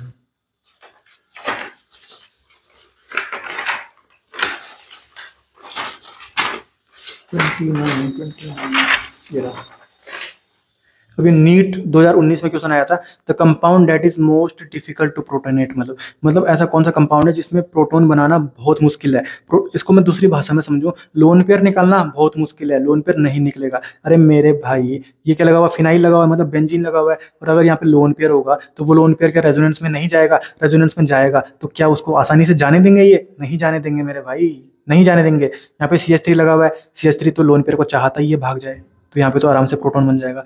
यहाँ पे दो तरफ से CH3 लगे हुए हैं, तो ये भी आराम से चाहेंगे कि यहाँ पे लोन पेयर तो और दो तरफ से लात मारेंगे इसके कि भाग यहाँ से, तो यहाँ पे तो और क्या अच्छा चांसेस है प्रोटोनेशन करने का। पर यहाँ पे फिनाइल ये चाह रहा है कि भैया लोन पेयर तुम हो तो मेरे साथ रेजोनेंस कर लो ना, जहाँ क्यों रहे हो, तो जाने ही नहीं देगा उसको, नहीं नहीं तुम रेजोनेंस करो, तो यहाँ पे ये जा ही नहीं पाएगा, तो यहाँ पे प्रोटोनेट हो ही नहीं पाएगा। तो मैं बोल दूंगा कि मोस्ट डिफिकल्ट सिचुएशन यहीं पे बन जाएगी।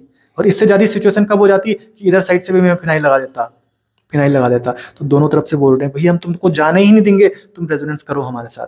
तो यहाँ पर लोन पेयर भाग नहीं पाएगा, तो प्रोटॉन लग नहीं पाएगा, तो प्रोटोनेशन की सिचुएशन बहुत डिफिकल्ट हो जाएगी। तो 29 का आंसर 4 आ जाएगा। समझ में आ गया खेल, ठीक है। लास्ट कंसेप्ट आपको बता देता हूँ बॉन्ड लेंथ का। बॉन्ड लेंथ किसके डायरेक्टली प्रोपोर्शनल होती है, डायपोल मोमेंट का। तो डायपोल मोमेंट का क्वेश्चन आए या बॉन्ड लेंथ का क्वेश्चन आए, हमको सेम ही करना है। तो सबसे ज्यादा बॉन्ड लेंथ किसका होता है, सिंगल बॉन्ड का, फिर होता है पार्सली डबल बॉन्ड का, फिर होता है डबल बॉन्ड का, ठीक है, डबल बॉन्ड का, ठीक है। अब देखो जैसे ये और एक ये है अपने पास, तो देखते हैं ये अपना D1 है बॉन्ड लेंथ, ये अपनी D2 है, तो ज्यादा किसकी बॉन्ड लेंथ है, ध्यान से देखो। तो ये तो कौन सा है, सिंगल बॉन्ड है कि डबल बॉन्ड है, या पार्सली डबल बॉन्ड है, भैया ये रेजोनेंस में जा रहा है क्या, single bond sorry double bond, फिर सिंगल बॉन्ड, फिर लोन पेयर, ये रेजोनेंस हुआ, यस सर हुआ। तो ये जो बॉन्ड है ये कौन सा बॉन्ड है, ये है पार्शियल डबल बॉन्ड है, ये कंप्लीट डबल बॉन्ड नहीं है, पार्शियल डबल बॉन्ड है। पर इसकी बात करें अपन, क्या ये यहाँ पे कोई रेजोनेंस हो रहा है, नहीं हो रहा, तो ये जो दिख रहा है बॉन्ड ये सिंगल बॉन्ड ही रहेगा। तो सिंगल बॉन्ड की बॉन्ड लेंथ ज्यादा कि पार्शियली डबल बॉन्ड की, सिंगल बॉन्ड की। तो D2 is greater than D1, ये लिख दिया मैंने, D2 is greater than D1। अब जैसे ये क्वेश्चन है अपने पास D1 D2 D3 दे रखा है, तो ये तो यहाँ पे कोई रेजोनेंस नहीं हो रहा, तो ये सिंगल ही बॉन्ड रहेगा। यहाँ पे रेजोनेंस हो रहा है, तो जो मुझे सिंगल बॉन्ड दिख रहा है वो सिंगल नहीं है। कौन सा रेजोनेंस हो रहा है, double bond, single bond, lone pair, ये सिंगल नहीं है। ये कौन सा बॉन्ड है सर, ये कौन सा बॉन्ड है, ये है पार्शियल डबल बॉन्ड, रेजोनेंस में जा रहा है ना, ये लग तो सिंगल बॉन्ड रहा है पर होगा क्या, पार्शियल डबल बॉन्ड, ठीक है। तो ये तो कंप्लीट डबल बॉन्ड दिख ही रहा है। तो सबसे ज्यादा बॉन्ड लेंथ किसकी हो जाएगी, D1 की, फिर D2 की, फिर D3 की, ये लिख दिया मैंने। और बॉन्ड लेंथ का जो क्वेश्चन आएगा वही डायपोल मोमेंट का भी वही सॉल्यूशन निकलेगा, ठीक है। तो ये भी मैंने आपको समझा दिया। क्वेश्चन बच गया था नीट 2013 का, द रेडिकल ये इज एरोमेटिक। मैंने आपको एरोमेटिक, नॉन एरोमेटिक और एंटी एरोमेटिक पढ़ा दिया था। तो एरोमेटिक में कब बोलता था, जब फोन नंबर कितना आता था 2, 6 और 10। तो यहाँ पे फोन नंबर कितना आ रहा है, बेंजीन पकड़ा 2 और 2 4 और 2 6, क्योंकि एक डबल बॉन्ड को हम 2 मानते हैं, तो 3 डबल बॉन्ड है तो 6 होगा कि नहीं होगा, फोन नंबर 6, तो 6 होगा, ठीक है। तो 6 के कारण ही तो क्या आता था इसमें, एरोमेटिक आता था। तो अब तो ऑप्शन में क्या होना चाहिए, 6 वाले ऑप्शन होने चाहिए। तो 6 और 6, तो आंसर क्या आ जाएगा इसका, 2 आ जाएगा। क्या 7 होगा, नहीं। क्या 7 होगा, नहीं। क्या 7 होगा, नहीं। आंसर क्या आएगा, 6 वाला आएगा। तो 11 का आंसर क्या आ जाएगा, B आ जाएगा। तो इस वीडियो को देख के आपके AIPMT 2006 से लेकर नीट 2022 तक के सारे क्वेश्चंस लग गए कि नहीं लग गए, लग गए। और आपको बिल्कुल बिल्कुल कॉन्फिडेंस भी आ गया होगा ये वीडियो देख के कि अगर नीट में ये क्वेश्चन आएगा, GOC से अगर कोई क्वेश्चन आएगा तो मैं उसको बिना पेन लगाए हुए सॉल्व कर सकता हूँ कि नहीं कर सकता हूँ, कर सकता हूँ, बिल्कुल कर सकता हूँ।